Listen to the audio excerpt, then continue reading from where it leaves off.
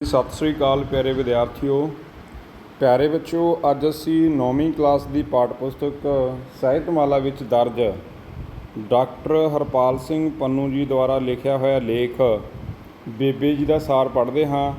ਸੋ ਬੇਟਾ, ਜਿਹੜਾ ਇਹ ਲੇਖ ਹੈ ਇਹਦੇ ਵਿੱਚ ਪੁਰਾਤਨ ਘਰੇਲੂ ਘਰ ਕਿਹੋ ਜਿਹੇ ਹੁੰਦੇ ਸੀ, ਪੁਰਾਤਨ ਜੀਵਨ ਰਹਿਣ ਸਹਿਣ ਕਿਹੋ ਜਿਹਾ ਹੁੰਦਾ ਸੀ, ਅਤੇ ਕਿਵੇਂ ਜੋ ਭਰਾ ਹੁੰਦੇ ਸੀ ਇੱਕ ਦੂਸਰੇ ਦੇ ਦੁੱਖ ਸੁੱਖ ਦੇ ਸੰਗੀ ਸਾਥੀ ਹੁੰਦੇ ਸੀ, ਕਿਵੇਂ ਜਿਹੜੀਆਂ ਜੁਆਇੰਟ ਫੈਮਲੀਆਂ ਸਾਂਝੇ ਪਰਿਵਾਰ ਰਹਿੰਦੇ ਸੀ, ਕਿਵੇਂ ਪਰਿਵਾਰ ਬਿਖਰ ਵੀ ਚੁੱਕਦੇ ਨੇ, ਮਤਲਬ ਅਲੱਗ-ਅਲੱਗ ਵੀ ਹੋ ਜਾਂਦੇ ਨੇ, ਪਰ ਜਿਹੜੇ ਉਹਨਾਂ ਦੇ ਬਜ਼ੁਰਗ ਨੇ, ਜਿਵੇਂ ਇਸ ਕਹਾਣੀ ਦੇ ਵਿੱਚ ਬੇਬੇ ਪਾਤਰ ਹੈ, ਉਹਦੇ ਕਰਕੇ ਕਿਵੇਂ ਇਕੱਠੇ ਰਹਿੰਦੇ ਨੇ। ਅਤੇ ਜਿਸ ਘਰ ਇਹ ਸਾਰਾ ਪਰਿਵਾਰ ਇਕੱਠਾ ਹੋ ਕੇ ਬੈਠਦਾ ਅਤੇ ਫਿਰ ਬੇਬੇ ਕਰਕੇ ਉਸ ਘਰ ਦੇ ਵਿੱਚ ਬਹੁਤ ਰੌਣਕਾਂ ਹੁੰਦੀਆਂ ਨੇ, ਅਤੇ ਉਸ ਘਰ ਰਹਿਣ ਵਾਲਾ ਜਿਹੜਾ ਲੇਖਕ ਦਾ ਛੋਟਾ ਭਰਾ ਹੁੰਦਾ, ਅਤੇ ਫਿਰ ਆਖਰ ਦੇ ਵਿੱਚ ਉਹ ਪੁੱਛਦਾ, ਜਦੋਂ ਲੇਖਕ ਹੋਣੀ ਉਹਨੂੰ ਮਿਲ ਕੇ ਵਾਪਸ ਪਰਤਦੇ ਨੇ ਕਿ ਵੀਰੇ, ਜੇ ਬੇਬੇ ਨੂੰ ਕੱਲ੍ਹ ਕੁਛ ਹੋ ਜਾਂਦਾ ਤੁਸੀਂ ਐਵੇਂ ਆਇਆ ਕਰੋਗੇ ਮੇਰੇ ਘਰ।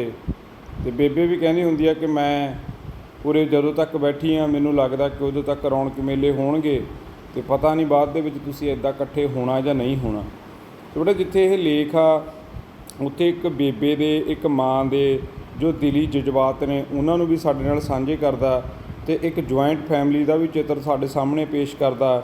ਅਤੇ ਜੇ ਅਸੀਂ ਗੱਲ ਕਰੀਏ ਕਿ ਉਸ ਟਾਈਮ ਜਿਹੜੇ ਕੱਚੇ ਘਰਾਂ ਦੇ ਦੁੱਖ ਤਕਲੀਫਾਂ ਹੁੰਦੀਆਂ ਸੀ ਕਿ ਕਿਵੇਂ ਘਰਾਂ ਨੂੰ ਲਿਪਿਆ ਪੋਚਿਆ ਸ਼ਿੰਗਾਰਿਆ ਸਵਾਰਿਆ ਜਾਂਦਾ ਸੀ, ਉਸ ਗੱਲ ਦਾ ਵੀ ਇੱਥੇ ਜ਼ਿਕਰ ਆ। ਅਤੇ ਇੱਕ ਮਾਂ ਦੇ ਦਿਲ ਵਿੱਚ ਆਪਣੀ ਔਲਾਦ ਦੇ ਉਸ ਤੋਂ ਦੂਰ ਚਲੇ ਜਾਣ ਦਾ ਜੋ ਫਿਕਰ ਹੁੰਦਾ, ਉਸ ਗੱਲ ਦਾ ਵੀ ਇਸ ਕਹਾਣੀ ਦੇ ਵਿੱਚ ਜ਼ਿਕਰ ਕੀਤਾ ਗਿਆ ਹੈ। ਸੋ ਆਓ ਆਪਾਂ ਦੇਰੀ ਨਾ ਕਰਦੇ ਹੋਏ ਇਸ ਕਹਾਣੀ ਦਾ ਜਿਹੜਾ ਮੁੱਖ ਪਾਠ ਹੈ, ਮੁੱਖ ਸਾਰ ਹੈ, ਉਹ ਪੜ੍ਹਦੇ ਹਾਂ। ਉੱਤਰ ਹੈ ਬੇਬੇ ਜੀ ਵਾਰਤਕ ਲੇਖ ਡਾਕਟਰ ਹਰਪਾਲ ਸਿੰਘ ਪੰਨੂ ਦੁਆਰਾ ਲਿਖਿਆ ਹੋਇਆ ਹੈ। ਲੇਖਕ ਨੇ ਇਸ ਲੇਖ ਵਿੱਚ ਇੱਕ ਸਿਆਣੀ ਅਤੇ ਸੂਝਵਾਨ ਇਸਤਰੀ ਦੇ ਚਰਿੱਤਰ ਅਤੇ ਉਸ ਦੇ ਗੁਣਾਂ ਨੂੰ ਬਾਖੂਬੀ ਬਿਆਨ ਕੀਤਾ ਹੈ। ਇਸ ਲੇਖ ਦਾ ਸੰਖੇਪ ਸਾਰ ਹੇਠ ਲਿਖੇ ਅਨੁਸਾਰ ਹੈ। ਲੇਖਕ ਨੂੰ ਆਪਣੇ ਬਚਪਨ ਦੇ ਦਿਨ ਯਾਦ ਹਨ, ਜਦੋਂ ਉਹ ਪਾਣੀ ਭਰਨ ਜਾਂਦੀ ਆਪਣੀ ਬੇਬੇ ਦੀ ਕਮੀਜ਼ ਫੜ ਕੇ ਨਾਲ ਤੁਰਦਾ ਹੁੰਦਾ। ਬੇਬੇ ਦੇ ਘਰ ਵਿੱਚ ਹੋਣ ਨਾਲ ਉਸ ਨੂੰ ਕਿਸੇ ਵੀ ਕਿਸਮ ਦਾ ਕੋਈ ਵੀ ਫਿਕਰ ਨਹੀਂ ਹੁੰਦਾ। ਜਦੋਂ ਕਦੀ ਬੇਬੇ ਕਿਸੇ ਰਿਸ਼ਤੇਦਾਰੀ ਵਿੱਚ ਗਈ ਹੋਈ 2-4 ਦਿਨ ਨਾ ਮੁੜਦੀ ਤਾਂ ਲੇਖਕ ਨੂੰ ਕਿਸੇ ਨਾਲ ਵੀ ਗੱਲ ਕਰਨੀ ਚੰਗੀ ਨਾ ਲੱਗਦੀ। ਲੇਖਕ ਦੇ ਬਾਪੂ ਦਾ ਸੁਭਾਅ ਸਖਤ ਸੀ।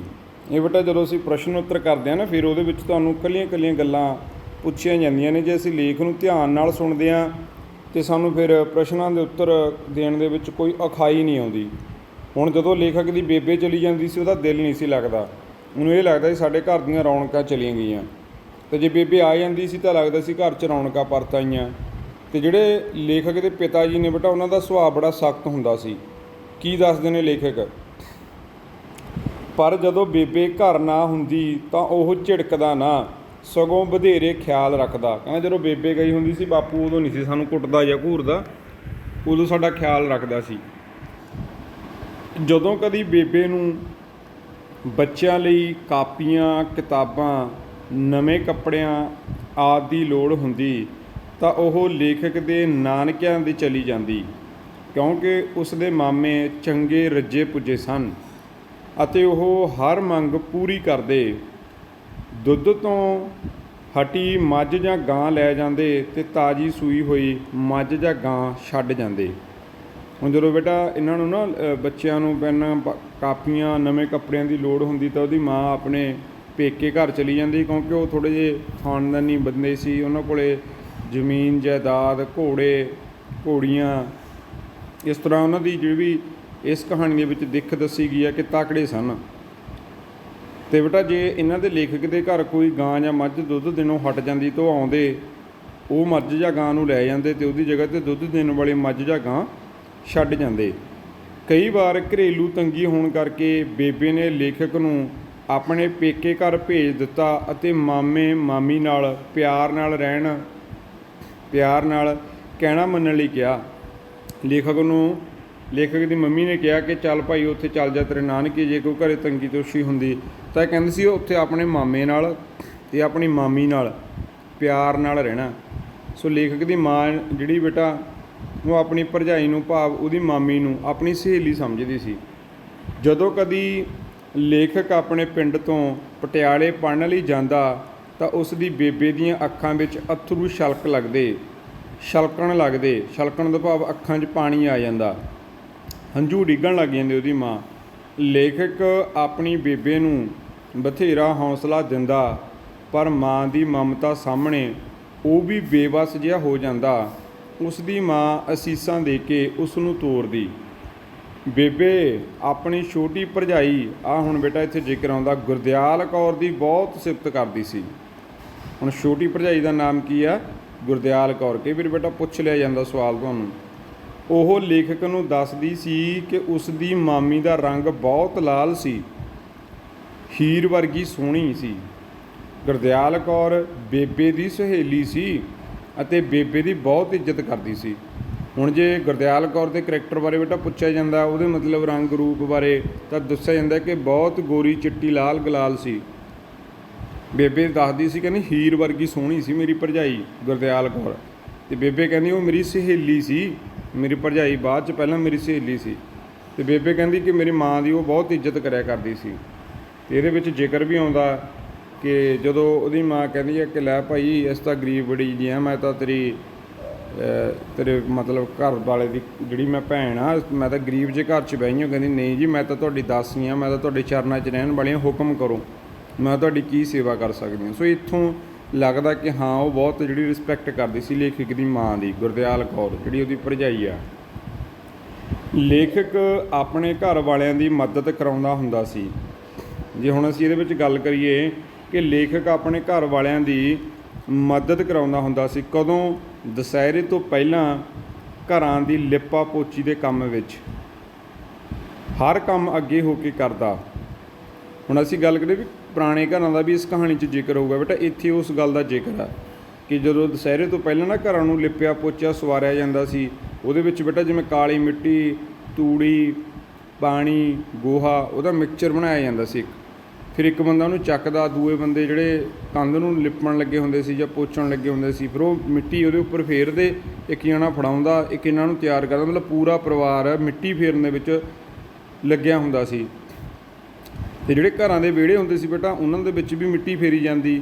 ਕਈ ਤਾਂ ਕਾਲੀ ਮਿੱਟੀ ਦੇ ਵਿੱਚ ਤੂੜੀ ਰਲਾ ਕੇ ਫੇਰਦੇ, ਕਈ ਪੀਲੀ ਮਿੱਟੀ ਫੇਰਦੇ। ਘਰ ਦਾ ਜਿਹੜਾ ਉੱਪਰਲਾ ਮਤਲਬ ਅਸੀਂ ਬਾਹਰੀ ਦ੍ਰਿਸ਼ ਹੁੰਦਾ ਸੀ ਉਹ ਕਾਲੀ ਮਿੱਟੀ ਨਾਲ ਬਣਾਇਆ ਹੁੰਦਾ, ਮਤਲਬ ਮਿੱਟੀ ਫੇਰੀ ਹੁੰਦੀ, ਅਤੇ ਵਿਹੜੇ ਦੇ ਵਿੱਚ ਪੀਲੀ ਮਿੱਟੀ ਫੇਰੀ ਹੁੰਦੀ। ਅਤੇ ਕੰਧਾਂ 'ਤੇ ਚੁੱਲ੍ਹੇ ਚੌਂਕੇ 'ਤੇ ਬੇਟਾ ਪਾਂਡੂ ਫੇਰਿਆ ਹੁੰਦਾ, ਉਹ ਵੀ ਇੱਕ ਮਿੱਟੀ ਦੀ ਉਹ ਕਿਸਮ ਹੁੰਦਾ ਪਾਂਡੂ, ਚਿੱਟਾ ਪਰੋਲੇ ਨਾਲ ਫੇਰਿਆ ਜਾਂਦਾ ਉਹਨੂੰ। ਇੱਕ ਕੁੱਜੇ ਜਾਂ ਤਪਲੇ ਝੱਕਰੇ 'ਚ ਪਾਂਡੂ ਨੂੰ ਭਿਉਂ ਲਿਆ ਜਾਂਦਾ। ਫਿਰ ਇੱਕ ਮਿੱਟੀ ਦੀ ਕਿਸਮ ਆ ਜਿਵੇਂ ਬੇਟਾ ਪਾਂਡੂ, ਉਹਦੇ ਵਿੱਚ ਨਾ ਫਿਰ ਇੱਕ ਕੱਪੜੇ ਨੂੰ ਡੁਬੋ ਲਿਆ ਜਾਂਦਾ ਜਿਹਨੂੰ ਪਰੋਲਾ ਕਿਹਾ ਜਾਂਦਾ। ਫਿਰ ਉਹਨੂੰ ਐਂ ਕਰਕੇ ਜਿੱਥੇ ਕੰਧ 'ਤੇ ਡਿਜ਼ਾਈਨ ਪਾਉਣਾ, ਜਿੱਥੇ ਵੀ ਬੇਟਾ ਉਹ ਫਿਰ ਗਿਆ ਸਮਝ ਲਓ ਚਿੱਟਾ ਰੰਗ ਆ ਉਹ, ਅਤੇ ਉਹ ਕੰਧ 'ਤੇ ਬੜੇ ਸੋਹਣੇ ਚਿੜੀਆਂ, ਘੁੱਗੀਆਂ, ਮੋਰ, ਜਾਂ ਜਿੱਥੇ ਸਾਡਾ ਚੁੱਲ੍ਹਾ ਚੌਂਕਾ ਹੁੰਦਾ ਸੀ ਉੱਥੇ ਚੌਂਤਰੇ 'ਤੇ ਫੇਰਨਾ ਉਹਨੂੰ। ਪੁਰਾਣੇ ਘਰਾਂ ਦੀ ਦਿੱਖ ਇਸ ਤਰ੍ਹਾਂ ਸਵਾਰੀ ਜਾਂਦੀ ਸੀ। ਜਿਹੜਾ ਲੇਖਕ ਆ ਬੇਟਾ ਉਹ ਵੀ ਆਪਣੇ ਘਰਦਿਆਂ ਨਾਲ ਇਹਨਾਂ ਦਿਨਾਂ ਵਿੱਚ ਬੜਾ ਕੰਮ ਕਰਵਾਉਂਦਾ। ਕੱਚੇ ਘਰ ਹੋਣ ਕਰਕੇ ਗੋਹਾ, ਤੂੜੀ, ਗਾਰੇ ਦੇ ਲੇਪ ਵਿੱਚ ਸਾਰੇ ਜੁਟ ਜਾਂਦੇ। ਆ ਜਿਹੜੀ ਹੁਣ ਅਸੀਂ ਗੱਲ ਕਰੀ ਆ ਗੋਹਾ, ਤੂੜੀ, ਗਾਰੇ ਦਾ ਲੇਪ, ਇਹਦੇ ਵਿੱਚ ਸਾਰੇ ਜੁਟ ਜਾਂਦੇ। ਬੇਬੇ ਦੀ ਠੋਸ ਅਤੇ ਟਕਸਾਲੀ ਭਾਸ਼ਾ ਤੋਂ ਲੇਖਕ ਬਹੁਤ ਪ੍ਰਭਾਵਿਤ ਹੁੰਦਾ ਸੀ। ਲੇਖਕ ਨੂੰ ਆਪਣੀ ਬੇਬੇ ਨਾਲ ਬੱਸ ਵਿੱਚ ਘਰ ਬੈਠ ਕੇ ਵਾਪਰਨ ਵਾਲੀ ਘਟਨਾ ਵੀ ਯਾਦ ਆਉਂਦੀ ਹੈ। ਸੋ ਬੇਬੇ ਜਦੋਂ ਨਾ ਇੱਕ ਦਿਨ ਬੱਸ ਦੇ ਵਿੱਚ ਸਫ਼ਰ ਕਰਦੀ ਆ ਅਤੇ ਉੱਥੇ ਕੋਈ ਭਾਈ ਨਮਕੀਨ ਖਾ ਰਿਹਾ ਸੀ, ਲੇਖਕ ਬੈਠਾ ਪਿੱਛੇ। ਉਹ ਬੇਬੇ ਕਹਿੰਦੀ ਹੈ ਵੀ ਇੱਧਰੋਂ ਟਾਕੀ ਖੁੱਲ੍ਹੀ ਸੀ, ਜਦੋਂ ਗੱਫਾ ਮਾਰਦਾ ਨਮਕੀਨ ਉੱਡ ਉੱਡ ਕੇ ਨਾ ਉਹਦੇ ਅੱਖਾਂ 'ਚ ਪੈਂਦਾ ਬੇਬੇ ਦੇ, ਅਤੇ ਬੇਬੇ ਉੱਥੋਂ ਉੱਠ ਕੇ ਫਿਰ ਲੇਖਕ ਕੋਲੇ ਪਿੱਛੇ ਸੀਟ 'ਤੇ ਆ ਜਾਂਦੀ ਹੈ। ਅਤੇ ਬੇਬੇ ਉੱਥੇ ਬੜੀ ਵਧੀਆ ਵਿਅੰਗ ਕਰਦੀ ਹੁੰਦੀ ਹੈ ਹਰ ਇੱਕ ਗੱਲ 'ਤੇ। ਸੋ ਇਸ ਕਹਾਣੀ ਨੂੰ ਜਦੋਂ ਅਸੀਂ ਬੇਟਾ ਪਾਠ ਪੁਸਤਕ ਤੋਂ ਪੜ੍ਹਦੇ ਹਾਂ ਫਿਰ ਹੋਰ ਵਿਸਤਾਰ ਨਾਲ ਸਾਨੂੰ ਸਮਝ ਆਉਂਦੀ ਆ। ਅੱਗੇ ਬੇਬੇ ਬਹੁਤ ਹੀ ਹੌਸਲੇ ਵਾਲੀ ਔਰਤ ਸੀ। ਜਦੋਂ ਲੇਖਕ ਹੋਰਾਂ ਨੇ ਕੋਈ ਜੋਖਮ ਭਰਿਆ ਕੰਮ ਸ਼ੁਰੂ ਕਰਨ ਲੱਗਿਆ ਘਬਰਾਉਣਾ ਤਾਂ ਬੇਬੇ ਨੇ ਕਈ ਉਦਾਹਰਨਾਂ ਦੇ ਕੇ ਸਮਝਾਉਣਾ। ਉਸਨੇ ਕਹਿਣਾ ਕਿ ਖੂਹ ਪੁੱਟੋ ਅਤੇ ਪਾਣੀ ਪੀਓ। ਕਹਿੰਦੇ ਇੰਨੀ ਮਤਲਬ ਬੰਦੇ 'ਚ ਹਿੰਮਤ ਹੋਣੀ ਚਾਹੀਦੀ ਆ ਵੀ ਜੇਕਰ ਬੰਦਾ ਪਿਆਸਾ ਹੈ, ਉਹਨੂੰ ਕਿਤੇ ਪਾਣੀ ਨਹੀਂ ਮਿਲ ਰਿਹਾ, ਅਤੇ ਕਹਿੰਦੇ ਅੱਕ ਕੇ ਹਾਰ ਕੇ ਥੋੜ੍ਹੀ ਬੈਠਣਾ। ਖੂਹ ਪੱਟ ਲਓ, ਪਾਣੀ ਪੀ ਲਓ, ਕੋਸ਼ਿਸ਼ ਕਰੋ, ਪਿਆਸੇ ਨਹੀਂ ਮਰ ਸਕਦੇ, ਖੂਹ ਪੱਟ ਲਓ, ਪਾਣੀ ਪੀ ਲਓ। ਫਿਰ ਉਹ ਕਹਿੰਦੇ ਵੀ ਜਿਵੇਂ ਅਸੀਂ ਗੱਲ ਕਰਦੇ ਸੀ ਵੀ ਜੇ ਕੋਈ ਮੱਝ ਜਾਂ ਗਾਂ ਛੜ ਮਾਰਦੀ ਆ, ਲੱਤ ਮਾਰਦੀ ਆ, ਕੀ ਅਸੀਂ ਉਹਦਾ ਦੁੱਧ ਪੀਣਾ ਬੰਦ ਕਰ ਦਿੰਦੇ ਹਾਂ? ਕਹਿੰਦੀ ਨਹੀਂ, ਫਿਰ ਉਹਦਾ ਵੀ ਇਲਾਜ ਕਰਦੇ ਹਾਂ। ਕਹਿੰਦੀ ਕੋਈ ਵੀ ਸਮੱਸਿਆ ਆਉਂਦੀ ਆ ਬੇਟਾ, ਉਹ ਤੋਂ ਘਬਰਾਉਣਾ ਨਹੀਂ ਚਾਹੀਦਾ, ਉਹਦਾ ਸਾਹਮਣਾ ਕਰੋ। ਅਤੇ ਬੇਬੇ ਇਸ ਕਹਾਣੀ 'ਚ ਬੇਟਾ ਗੱਲ ਕਰਦੀ ਆ ਕਿ ਅਸੀਂ ਉਹ ਲੋਕ ਹਾਂ ਜਿਨ੍ਹਾਂ ਨੇ ਮਤਲਬ ਇੱਕ ਕਿਲ੍ਹਾ ਨਹੀਂ ਹੁੰਦਾ, ਕਿਲ੍ਹੇ ਦੀਆਂ ਕੰਧਾਂ ਦੇ ਕੋਲੋਂ ਬੇਟਾ ਕਿੰਨੀਆਂ ਚੌੜੀਆਂ, ਵੀ ਉਹਨਾਂ ਨੂੰ ਢਾਹ ਕੇ, ਉਹਨਾਂ ਦੇ ਰੋੜਾਂ ਨੂੰ ਵਾਹ ਕੇ, ਉੱਥੇ ਖੇਤੀ ਕਰਕੇ, ਫਸਲ ਉਗਾ ਕੇ ਆਪਣਾ ਪੇਟ ਭਰਿਆ। ਅਸੀਂ ਉਹ ਲੋਕ ਹਾਂ ਜਿਹੜੇ ਇੰਨੀ ਹਾਰਡ ਵਰਕਿੰਗ ਕਰਦੇ ਹਾਂ, ਤੁਸੀਂ ਕਿਉਂ ਘਬਰਾਉਂਦੇ ਹੋ? ਸੋ ਬੇਬੇ ਹਮੇਸ਼ਾ ਬੇਟਾ ਉਹਨਾਂ ਨੂੰ ਨਾ, ਲੇਖਕ ਨੂੰ ਟਕਸਾਲ ਲੱਗਦੀ ਹੈ, ਭਾਸ਼ਾ ਦੀ ਟਕਸਾਲ, ਕਿਉਂਕਿ ਬੇਬੇ ਕੋਲੇ ਉਦਾਹਰਨ ਦੇਣ ਲਈ ਬਹੁਤ ਸਾਰੀਆਂ ਗੱਲਾਂ ਹੁੰਦੀਆਂ ਨੇ, ਅਤੇ ਜਿਹੜੇ ਬੇਬੇ ਦੇ ਗੱਲਬਾਤ ਦੇ ਫਿਕਰੇ ਮੁਹਾਵਰੇ ਨੇ ਬੜੇ ਠੇਠ ਪੰਜਾਬੀ 'ਚ ਹੁੰਦੇ ਨੇ, ਅਤੇ ਬੰਦੇ ਨੂੰ ਜੱਚ ਜਾਂਦੀ ਹੈ ਗੱਲ ਬੇਬੇ ਦੀ। ਅਤੇ ਟਕਸਾਲ ਤੋਂ ਭਾਵ ਹੁੰਦਾ ਬੇਟਾ ਜਿੱਥੇ ਸਿੱਕੇ ਘੜੇ ਜਾਂਦੇ ਨੇ, ਜਿੱਥੇ ਸਿੱਕੇ ਬਣਦੇ ਨੇ 1 ਰੁਪਈਆ 2 ਰੁਪਈਏ ਇਸ ਤਰ੍ਹਾਂ ਦੇ। ਅਤੇ ਲੇਖਕ ਨੂੰ ਭਾਸ਼ਾ ਦੀ ਟਕਸਾਲ ਤੋਂ ਭਾਵ ਵੀ ਬੇਬੇ ਇਹ ਮੁਹਾਵਰੇ ਢਾਲ ਕੇ ਬਣਾਉਂਦੀ ਆ, ਉੱਥੇ ਇਸ ਤਰ੍ਹਾਂ ਦੀਆਂ ਗੱਲਾਂ ਬਣਾ ਕੇ ਕੱਢਦੀ ਹੈ। ਅਤੇ ਲੇਖਕ ਕਹਿੰਦਾ ਕਿ ਬੇਬੇ ਤਾਂ ਇਹ ਲੱਗਦਾ ਕਿ ਭਾਸ਼ਾ ਦੀ ਟਕਸਾਲ ਹੈ। ਸੋ ਅੱਗੇ ਅਸੀਂ ਗੱਲ ਕਰਦੇ ਹਾਂ। ਕਹਿੰਦੀ ਬੇਬੇ ਕੀ ਕਹਿੰਦੀ ਜੇਕਰ ਰੱਬ ਸਾਥ ਦੇਵੇ ਤਾਂ ਕੋਈ ਵੀ ਚੀਜ਼ ਔਖੀ ਨਹੀਂ ਹੁੰਦੀ। ਗੁਰੂ ਉੱਤੇ ਭਰੋਸਾ ਰੱਖਣਾ ਚਾਹੀਦਾ ਹੈ, ਉਹ ਆਪ ਅੰਗ ਸੰਗ ਸਹਾਈ ਹੋ ਕੇ ਮਦਦ ਕਰਦਾ ਹੈ। ਇੱਕ ਆਮ ਕਹਾਵਤ ਹੁੰਦੀ ਬੇਟਾ ਵੀ ਰੱਬ ਵੀ ਉਹਨਾਂ ਦੀ ਮਦਦ ਕਰਦਾ ਹੈ ਜੋ ਆਪਣੀ ਮਦਦ ਆਪ ਕਰਦੇ ਹਨ। ਸੋ ਇਸ ਤਰ੍ਹਾਂ ਦੀ ਐਗਜ਼ਾਮਪਲਾਂ ਦੇ ਕੇ ਬੇਬੇ ਉਹਨਾਂ ਨੂੰ ਮੋਟੀਵੇਟ ਕਰਦੀ ਕਿ ਤੁਸੀਂ ਕੋਈ ਵੀ ਕੰਮ ਕਰ ਸਕਦੇ ਹੋ। ਫਿਰ ਅੱਗੇ ਬੇਬੇ 'ਚ ਕੀ ਗੁਣ ਸੀ? ਕਹਿੰਦੇ ਜੇਕਰ ਕੋਈ ਗੁਆਂਢੀ ਆਪਣੀ ਘਰਵਾਲੀ ਉੱਪਰ ਹੱਥ ਚੁੱਕਦਾ ਤਾਂ ਬੇਬੇ ਉਸ ਨੂੰ ਦੁਬਾਰਾ, ਜਦੋਂ ਬੇਬੇ ਜਾਂਦੀ ਨਾ, ਬੇਬੇ ਦੁਆਰਾ ਉਸ ਨੂੰ ਸਮਝਾਇਆ ਜਾਂਦਾ। ਕਿਵੇਂ ਸਮਝਾਇਆ ਜਾਂਦਾ ਸੀ? ਬੇਬੇ ਉਸ ਨੂੰ ਦਬਕਾ ਮਾਰ ਕੇ ਸਮਝਾਉਂਦੀ ਕਿ ਧਰਤੀ ਨੂੰ ਕੁੱਟ ਲਿਆ ਜਾਂ ਜਨਾਨੀ ਨੂੰ ਕੁੱਟ ਲਿਆ, ਇੱਕ ਬਰਾਬਰ ਹੈ। ਧਰਤੀ ਨੂੰ ਅਸੀਂ ਮਾਂ ਕਹਿੰਦੇ ਵੀ ਜਿਹੋ ਜਿਹਾ ਮਾਂ ਨੂੰ ਕੁੱਟ ਲਿਆ ਉਹੋ ਜਿਹਾ ਆਪਣੀ ਜਨਾਨੀ ਤੋਂ ਭਾਵ ਆਪਣੀ ਤੀਵੀਂ, ਆਪਣੀ ਘਰਵਾਲੀ ਨੂੰ ਕੁੱਟ ਲਿਆ। ਇਸ ਗੱਲ ਦੇ ਵਿੱਚ ਕੋਈ ਸੂਰਮਗਤੀ ਨਹੀਂ। ਬੇਬੇ ਦੀਆਂ ਗੱਲਾਂ ਸੁਣ ਕੇ ਸਾਰੇ ਹੀ ਸੁੰਨ ਹੋ ਜਾਂਦੇ। ਕਿਸੇ ਦੀ ਮਜਾਲ ਨਹੀਂ ਸੀ ਕਿ ਬੇਬੇ ਮੂਹਰੇ ਬੋਲ ਪਏ। ਸੋ ਬੇਬੇ, ਜੇ ਕਿਸੇ ਦੇ ਘਰੇ ਕੋਈ ਲੜਾਈ ਝਗੜਾ ਹੋ ਜਾਂਦਾ ਨਾ, ਕੋਈ ਬੰਦਾ ਆਪਣੀ ਪਤਨੀ ਨੂੰ ਕੁੱਟਦਾ ਜਾਂ ਘੂਰਦਾ, ਤਾਂ ਬੇਬੇ ਉੱਥੇ ਜਾਂਦੀ ਅਤੇ ਉਸ ਬੰਦੇ ਨੂੰ ਪੂਰਾ ਐਨ ਠੋਕ ਕੇ ਗੱਲਾਂ ਕਹਿੰਦੀ, ਸਮਝਾਉਂਦੀ, ਅਤੇ ਬੰਦਾ ਚੁੱਪ ਕਰਕੇ ਹਟ ਜਾਂਦਾ। ਕਹਿੰਦੀ ਇਹ ਕੋਈ ਮਰਦਾਨਗੀ ਹੈ ਤੇਰੀ, ਇੱਕ ਔਰਤ 'ਤੇ ਹੱਥ ਚੁੱਕਦਾ? ਅਤੇ ਬੰਦਾ ਚੁੱਪ ਕਰਕੇ ਹਟ ਜਾਂਦਾ ਸੀ ਵੀ ਬਾਕੀ ਸਹੀ ਗੱਲ ਆ, ਇਹ ਤੇਰੀ ਵਿਚਾਰੀ ਘਰ ਵਾਲੀ ਆ, ਇਹ ਤੇਰੀ ਗੁਲਾਮ ਥੋੜ੍ਹੀ ਵੀ ਤੇਰੇ ਤੋਂ ਮਾਰ ਖਾਵੇ। ਜੇ ਕੋਈ ਹੋਰ ਹੋਵੇ ਤਾਂ ਕਿਸੇ ਹੱਥ ਲਾ ਕੇ ਦਿਖਾ, ਤੂੰ ਇਹਨੂੰ ਵਿਚਾਰੀ ਨੂੰ ਕੁੱਟ ਰਿਹਾ। ਸੋ ਇਸ ਤਰ੍ਹਾਂ ਬੇਬੇ ਜਿੱਥੇ ਵੀ ਕਿਤੇ ਘਰ ਦੇ ਵਿੱਚ ਲੜਾਈ ਝਗੜਾ ਹੁੰਦਾ ਬੇਟਾ, ਉੱਥੇ ਜਾਂਦੀ ਅਤੇ ਉਹਨੂੰ ਸਮਝਾ ਕੇ ਆਉਂਦੀ। ਇਸ ਗੱਲ 'ਚ ਵੀ ਬੇਬੇ ਦੀ ਸਿਫਤ ਕਰਦਾ ਲੇਖਕ ਨੂੰ ਜਦੋਂ ਵੀ ਬੇਬੇ ਦਾ ਸੁਨੇਹਾ ਮਿਲਦਾ ਉਹ ਉਸੇ ਹੀ ਵਕਤ ਚਲਿਆ ਜਾਂਦਾ ਸੀ। ਇੱਕ ਵਾਰੀ ਬੇਬੇ ਨੇ ਲੇਖਕ ਨੂੰ ਪੁੱਛਿਆ ਕਿ ਉਹ ਉਸ ਨੂੰ ਮਿਲਣ ਲਈ ਕਿਉਂ ਨਹੀਂ ਆਇਆ, ਤਾਂ ਜਵਾਬ ਵਿੱਚ ਲੇਖਕ ਨੇ ਕਿਹਾ ਕਿ ਬੇਬੇ ਤੇਰੇ ਕੋਲ ਤਾਂ ਰੌਣਕਾਂ ਲੱਗੀਆਂ ਹੀ ਰਹਿੰਦੀਆਂ ਹਨ। ਬੇਬੇ ਨੇ ਕਿਹਾ ਕਿ ਉਹ ਕਿਸੇ ਵੱਡੇ ਕਿਲ੍ਹੇ ਨੂੰ ਲੱਗੇ ਹੋਏ ਜਿੰਦਰੇ ਦੇ ਸਮਾਨ ਹੈ ਅਤੇ ਬੱਚੇ ਉਸ ਕਿਲ੍ਹੇ ਦੀਆਂ ਚਾਬੀਆਂ ਵਾਂਗ ਹਨ। ਉਹ ਲੇਖਕ ਨੂੰ ਕਦੇ ਕਦੇ ਆ ਕੇ ਮਿਲ ਜਾਣ ਲਈ ਕਹਿੰਦੀ। ਹੁਣ ਬੇਬੇ ਬੇਟਾ ਆਪਦੇ ਆਪ ਨੂੰ ਇੱਥੇ ਵੱਡਾ ਜਿੰਦਰਾ ਸਮਝਦੀ ਆ, ਅਤੇ ਉਸ ਜਿੰਦਰੇ ਦੀਆਂ ਚਾਬੀਆਂ ਕਿਹਨਾਂ ਨੂੰ ਕਹਿੰਦੀ ਆ? ਬੱਚਿਆਂ ਨੂੰ। ਸੋ ਅੱਗੇ ਸਵਾਲ ਆਉਣਗੇ ਕਿ ਬੇਬੇ ਇਸ ਕਹਾਣੀ ਵਿੱਚ ਆਪਣੇ ਆਪ ਨੂੰ ਕਿਸ ਰੂਪ ਵਿੱਚ ਪੇਸ਼ ਕਰਦੀ ਹੈ, ਤਾਂ ਅਸੀਂ ਉੱਥੇ ਲਿਖਣਾ ਉੱਤਰ ਜਿੰਦਰੇ ਦੇ ਰੂਪ ਵਿੱਚ। ਬੇਬੇ ਚਾਬੀਆਂ ਕਿਹਨਾਂ ਨੂੰ ਕਹਿੰਦੀ ਹੈ, ਅਤੇ ਉੱਥੇ ਅਸੀਂ ਕਹਿਣਾ ਹੈ ਬੱਚਿਆਂ ਨੂੰ। ਬੇਬੇ ਕਹਿੰਦੀ ਵੀ ਬੇਟਾ ਤੂੰ ਕਹਿ ਰਿਹਾ ਵੀ ਤੇਰੇ ਕੋਲ ਤਾਂ ਰੌਣਕਾਂ ਨੇ, ਕਹਿੰਦੀ ਇਹ ਵੱਡਾ ਸਾਰਾ ਕਿਲ੍ਹਾ ਹੈ, ਮੈਂ ਤਾਂ ਉਹਨੂੰ ਲੱਗਿਆ ਹੋਇਆ ਇੱਕ ਜਿੰਦਾ ਹੈ। ਉਹ ਬੇਟਾ ਜਿੰਦਾ ਜੇ ਖੁੱਲੂਗਾ ਫੇਰ ਹੀ ਉਹਦੇ ਵਿੱਚ ਕਿਲ੍ਹੇ 'ਚ ਰੌਣਕਾਂ ਆਉਣਗੀਆਂ ਨਾ। ਉਹ ਕਹਿੰਦੀ ਜੇ ਤੁਸੀਂ ਆਓਗੇ, ਮਤਲਬ ਤੁਸੀਂ ਮੇਰੀਆਂ ਚਾਬੀ ਹੋ, ਜੇ ਮੈਨੂੰ ਮਿਲੋਗੇ, ਇਸ ਜਿੰਦੇ ਨੂੰ ਖੋਲੋਗੇ, ਫੇਰ ਇੱਥੇ ਰੌਣਕਾਂ ਆਉਣਗੀਆਂ। ਸੋ ਇੱਥੇ ਜਿਹੜੀ ਬੇਬੇ ਆ ਆਪਦੇ ਘਰ ਦੀਆਂ ਰੌਣਕਾਂ ਨੂੰ ਬੱਚਿਆਂ ਨਾਲ ਬੇਟਾ ਜੋੜ ਕੇ ਦੱਸਦੀ ਆ ਵੀ ਜੇ ਤੁਸੀਂ ਹੋ ਤਾਂ ਮੇਰੇ ਕੋਲ ਰੌਣਕਾਂ ਨੇ, ਊਂ ਮੈਂ ਕੋਈ ਰੌਣਕ ਮੇਲੇ 'ਚ ਨਹੀਂ ਰਹਿੰਦੀ, ਤੁਹਾਡੇ ਕਰਕੇ ਰੌਣਕਾਂ ਨੇ। ਸੋ ਇਹ ਛੋਟੀਆਂ ਛੋਟੀਆਂ ਗੱਲਾਂ ਨੇ ਜਿਹੜੀਆਂ ਬੇਬੇ ਲੇਖਕ ਨਾਲ ਕਰਦੀ ਹੈ। ਅੱਗੇ ਉਹ ਲੇਖਕ ਨਾਲ ਪਿੰਡ ਦੇ ਲੋਕਾਂ ਦੀਆਂ ਭੈੜੀਆਂ ਆਦਤਾਂ ਬਾਰੇ ਵੀ ਜ਼ਿਕਰ ਕਰਦੀ, ਜੋ ਮੋਰ, ਮੁਰਗਾਵੀਆਂ, ਕੂੰਜਾਂ ਆਦਿ ਨੂੰ ਮਾਰ ਕੇ ਖਾਣ ਲੱਗ ਪਏ ਸਨ। ਬੇਬੇ ਜ਼ਿਕਰ ਕਰਦੀ ਸੀ, ਕਹਿੰਦੀ ਆਪਣੇ ਪਿੰਡ ਦੇ ਲੋਕ ਨਾ ਮੋਰ, ਮੁਰਗਾਵੀਆਂ, ਕੂੰਜਾਂ ਨੂੰ ਮਾਰ ਕੇ ਖਾਣ ਲੱਗ ਪਏ ਨੇ। ਉਹ ਕਹਿੰਦੀ ਕਿ ਇਹ ਮੁਰਦਾਰ ਖਾਣ ਵਾਲੇ ਹੱਡਾ ਰੋੜੀ ਵਿੱਚ ਜਾ ਕੇ ਕਿਉਂ ਨਹੀਂ ਬੈਠ ਜਾਂਦੇ? ਹੱਡਾ ਰੋੜੀ ਬੇਟਾ ਜਿੱਥੇ ਜੇ ਕੋਈ ਜਾਨਵਰ ਪਿੰਡ ਦਾ ਪਸ਼ੂ ਮਰ ਜੇ, ਉਹਨੂੰ ਚੱਕ ਕੇ ਜਿਹੜੀ ਉਹ ਜਗ੍ਹਾ 'ਤੇ ਸੁੱਟ ਕੇ ਆਉਂਦੇ ਨੇ, ਉਹਨੂੰ ਹੱਡਾ ਰੋੜੀ ਕਹਿੰਦੇ ਨੇ। ਜਿੱਥੇ ਕੁੱਤੇ ਉਹਨਾਂ ਦਾ ਮਾਸ ਖਾਂਦੇ ਨੇ। ਇਹ ਕਹਿੰਦੀ ਹੁਣ ਬੇਬੇ ਉੱਥੇ ਸੰਬੋਧਨ ਪਿੰਡ ਦੇ ਲੋਕਾਂ ਨੂੰ ਕੁੱਤਿਆਂ ਦਾ ਜ਼ਿਕਰ ਕਰਕੇ ਕਰਦੀ ਆ ਵੀ ਹੱਡਾ ਰੋੜੀ 'ਚ ਚਲੇ ਜਾਣ, ਜਿਵੇਂ ਉੱਥੇ ਕੁੱਤੇ ਮਾਸ ਖਾਂਦੇ ਨੇ, ਕਹਿੰਦੀ ਇਹਨਾਂ ਨੂੰ ਜੇ ਮਾਸ ਖਾਣ ਦੀ ਇੰਨੀ ਅੱਗ ਆ, ਭੁੱਖਾ, ਤਾਂ ਉੱਥੇ ਹੱਡਾ ਰੋੜੀ 'ਚ ਵਗ ਜਾਣ, ਜਿਵੇਂ ਕੁੱਤੇ ਖਾਂਦੇ ਨੇ ਉੱਥੇ ਖਾ ਲੈਣ ਮਾਸ। ਸੋ ਇੱਕ ਵਿਅੰਗ ਆ, ਬੇਬੇ ਦੀ ਭਾਸ਼ਾ ਬੜੀ ਠੇਠ ਆ। ਉਹਦੇ ਵਿੱਚ ਉਹ ਜੋ ਕਿਸੇ ਨੂੰ ਨੀਵਾਂ ਦਿਖਾਉਣਾ ਤਾਂ ਉਹ ਕੁੱਤਿਆਂ ਨਾਲ ਸੰਬੋਧਨ ਕਰਕੇ ਕਹਿ ਰਹੀ ਹੈ ਵੀ ਮਾਸ ਖਾਂਦੇ ਨੇ, ਇਹ ਕੁੰਜਾਂ ਮੁਰਗਾਵੀਆਂ ਨੂੰ ਮਾਰਨ ਲੱਗ ਪਏ ਨੇ। ਮੁਰਦਾਰ ਖਾਣ ਵਾਲੇ ਹੱਡਾ ਰੋੜੀ ਵਿੱਚ ਜਾ ਕੇ ਕਿਉਂ ਨਹੀਂ ਬੈਠ ਜਾਂਦੇ? ਉਮਰ ਦੇ ਲਿਹਾਜ਼ ਨਾਲ ਬੇਬੇ ਨੂੰ ਘੱਟ ਸੁਣਦਾ ਅਤੇ ਘੱਟ ਦਿਸਣ ਲੱਗ ਪਿਆ ਸੀ, ਪਰ ਬੇਬੇ ਤੌਰ ਤੋਂ ਪਤਾ ਲਗਾ ਲੈਂਦੀ ਕਿ ਕੌਣ ਆਇਆ। ਗੱਲਾਂ ਸੁਣ ਕੇ ਹੀ ਪਤਾ ਲਗਾ ਲੈਂਦੀ ਕਿ ਕੌਣ ਦੁੱਖ ਵਿੱਚ ਹੈ ਅਤੇ ਕੌਣ ਸੁੱਖ ਵਿੱਚ। ਸੋ ਲੇਖਕ ਦੱਸਦਾ ਕਿ ਬੇਬੇ ਦੀ ਨਿਗਾਹ ਘੱਟ ਚੁੱਕੀ ਸੀ। ਬੇਸ਼ੱਕ ਉਹਨੂੰ ਉੱਚਾ ਸੁਣਦਾ ਸੀ, ਪਰ ਬੇਬੇ ਸਾਡੇ ਚਿਹਰੇ ਦੇਖ ਕੇ, ਜੇ ਕੋਈ ਹੱਸ ਰਿਹਾ ਤਾਂ ਦੇਖ ਲੈਂਦੀ ਸੀ ਇਹ ਕਿੰਨਾ ਕੁ ਖੁਸ਼ੀ ਹੈ ਇਹਦੇ ਅੰਦਰ, ਇਹ ਖੁਸ਼ ਆ ਕਿ ਦੁਖੀ ਆ। ਉਹ ਗੱਲਾਂ ਬਾਤਾਂ ਤੋਂ ਅੰਦਾਜ਼ਾ ਲਾ ਲੈਂਦੀ, ਤੌਰ ਤੋਂ ਪਹਿਚਾਣ ਲੈਂਦੀ। ਕਹਿੰਦਾ ਬੇਬੇ ਦੇ ਅੰਦਰ ਬੜੇ ਗੁਣ ਸੀ ਸਾਡੇ ਦੁੱਖ ਸੁੱਖ ਸਮਝਣ ਦਾ।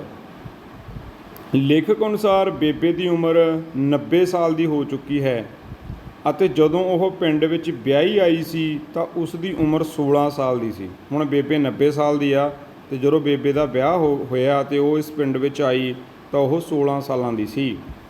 ਬੇਬੇ ਸਾਰਿਆਂ ਨੂੰ ਬੁਲਾ ਕੇ ਆਪਣਾ ਆਸ਼ੀਰਵਾਦ ਦਿੰਦੀ ਹੋਈ ਕਹਿੰਦੀ ਕਿ ਉਹ ਸਾਰੇ ਇੱਕ ਦਿਨ ਉਸ ਨੂੰ ਯਾਦ ਕਰਨਗੇ ਕਿ ਇੱਥੇ ਉਹਨਾਂ ਦੀ ਮਾਂ ਰਿਹਾ ਕਰਦੀ ਸੀ। ਉਹ ਘਰ ਵੱਲ ਦੇਖ ਕੇ ਲੰਘ ਜਾਇਆ ਕਰਨਗੇ ਪਰ ਘਰ ਨਹੀਂ ਆਉਣਗੇ। ਕਹਿੰਦੀ ਫਿਰ ਪੁੱਤ ਇਹੋ ਜਿਹਾ ਸਮਾਂ ਆਊਗਾ ਤੁਸੀਂ ਕਹੋਗੇ ਕਿ ਸਾਡੀ ਬੇਬੇ ਰਹਿੰਦੀ ਹੁੰਦੀ ਸੀ ਉਰੇ ਇੱਕ ਕਾਂਬਲੀ ਜੀ, ਇੱਦਾਂ ਉਹ ਪਾਠ 'ਚ ਕਹਿੰਦੀ ਆ ਬੇਬੇ, ਕਹਿੰਦੀ ਫਿਰ ਜਦੋਂ ਮੈਂ ਮਰ ਗਈ ਤੁਸੀਂ ਇੱਥੋਂ ਦੀ ਲੰਘ ਜਾਇਆ ਕਰੋਗੇ, ਕਿਸੇ ਨੇ ਨਹੀਂ ਇੱਥੇ ਆਉਣਾ। ਸੋ ਇੱਥੇ ਬੇਬੇ ਭਾਵੁਕ ਵੀ ਹੁੰਦੀ ਆ ਵੀ ਹੁਣ ਮੇਰੇ ਬੱਚੇ ਨੇ, ਮੇਰੇ ਕਰਕੇ ਇਸ ਪਰਿਵਾਰ ਦਾ ਇੱਕ ਜਿਹੜਾ ਗੱਠ ਜੋੜ ਹੈ ਇਹ ਇਕੱਠੇ ਰਹਿੰਦੇ ਨੇ, ਪਰ ਜੇ ਮੈਂ ਮਰ ਗਈ ਸ਼ਾਇਦ ਇਹ ਨਹੀਂ ਆਇਆ ਕਰਨਗੇ ਇੱਥੇ। ਸੋ ਜਿਹੜੀ ਮਾਂ ਬੇਟਾ ਉਹ ਬਹੁਤ ਵੱਡਾ ਜਿਗਰਾ ਰੱਖਦੀ ਹੈ, ਦਿਲ ਰੱਖਦੀ ਹੈ। ਇਸ ਦੇ ਵਿੱਚ ਬਹੁਤ ਥਾਵੇਂ ਮਾਂ ਦੀ ਮਮਤਾ ਦਾ ਜ਼ਿਕਰ ਆਇਆ। ਲੇਖਕ ਦਾ ਛੋਟਾ ਭਰਾ ਬਿਰਧ ਮਾਂ ਬਾਪ ਦੀ ਸੇਵਾ ਕਰਦਾ ਹੈ। ਹੁਣ ਜਿਹੜੀ ਮਾਂ ਲੇਖਕ ਦੇ ਛੋਟੇ ਭਰਾ ਦੇ ਕੋਲ ਰਹਿੰਦੀ ਆ, ਹਰ ਖੁਸ਼ੀ ਗਮੀ ਅਤੇ ਲੇਖਕ ਸਮੇਤ ਸਾਰੇ ਜਾਣੇ ਉਸ ਦੀ ਕੋਠੀ ਪਹੁੰਚ ਕੇ ਰੌਣਕਾਂ ਵਧਾਉਂਦੇ ਸਨ। ਹੁਣ ਜਦੋਂ ਵੀ ਕੋਈ ਖੁਸ਼ੀ ਗਮੀ ਹੁੰਦੀ, ਕੋਈ ਤਿੱਥ ਤਿਉਹਾਰ ਹੁੰਦਾ, ਸਾਰੇ ਲੇਖਕ ਅਤੇ ਉਸਦੇ ਹੋਰ ਰਿਸ਼ਤੇਦਾਰ, ਉਹਨਾਂ ਦੇ ਜਿਹੜਾ ਛੋਟਾ ਭਰਾ ਸੀ ਬੇਟਾ, ਉਹਨਾਂ ਦੇ ਘਰ ਜਾਂਦੇ, ਉੱਥੇ ਰੌਣਕਾਂ ਵੱਧਦੀਆਂ। ਪਰ ਜਦੋਂ ਸਾਰੇ ਆਪੋ ਆਪਣੇ ਘਰ ਵਾਪਸ ਪਰਤਣ ਲੱਗਦੇ ਹਨ ਤਾਂ ਲੇਖਕ ਦਾ ਛੋਟਾ ਭਰਾ ਉਹਨਾਂ ਨੂੰ ਹੌਸਲੇ ਜਿਹੇ ਪੁੱਛਦਾ ਹੈ ਕਿ ਜਦੋਂ ਬੇਬੇ ਨਾ ਰਹੇ ਕਿ ਉਹ ਉਦੋਂ ਵੀ ਹੁਣ ਵਾਂਗ ਆਇਆ ਕਰਨਗੇ। ਲੇਖਕ ਵੀ ਆਪਣੀ ਬੇਬੇ ਨੂੰ ਸੁਪਨਿਆਂ ਵਿੱਚ ਅਲੱਗ-ਅਲੱਗ ਘਰੇਲੂ ਕੰਮ ਕਰਦਿਆਂ ਹੀ ਤੱਕਦਾ। ਹੁਣ ਉਹਦਾ ਭਰਾ ਪੁੱਛਦਾ, ਕਹਿੰਦੇ ਵੀਰੇ ਜੇ ਬੇਬੇ ਨਾ ਰਹੀ ਕੀ ਫਿਰ ਤੁਸੀਂ ਆਇਆ ਕਰੋਗੇ? ਹੁਣ ਜਿਹੜਾ ਲੇਖਕ ਇੱਥੇ ਇਹ ਗੱਲ ਨੂੰ ਵਿਅੰਗ ਕਰਦਾ ਕਿ ਬੇਬੇ ਨਾਲ ਉਸ ਘਰ 'ਚ ਕਿੰਨੀਆਂ ਰੌਣਕਾਂ, ਕਿੰਨਾ ਏਕਾ ਸੀ, ਕਿ ਹੁਣ ਬੇਬੇ ਕਰਕੇ ਸੀ ਉਹ ਮਹਿਸੂਸ ਕਰਦੇ ਨੇ ਕਿ ਜਦੋਂ ਬੇਬੇ ਨਾ ਰਹੀ ਕਿ ਇਹ ਸਭ ਕੁਝ ਬਿਖਰ ਜਾਊਗਾ।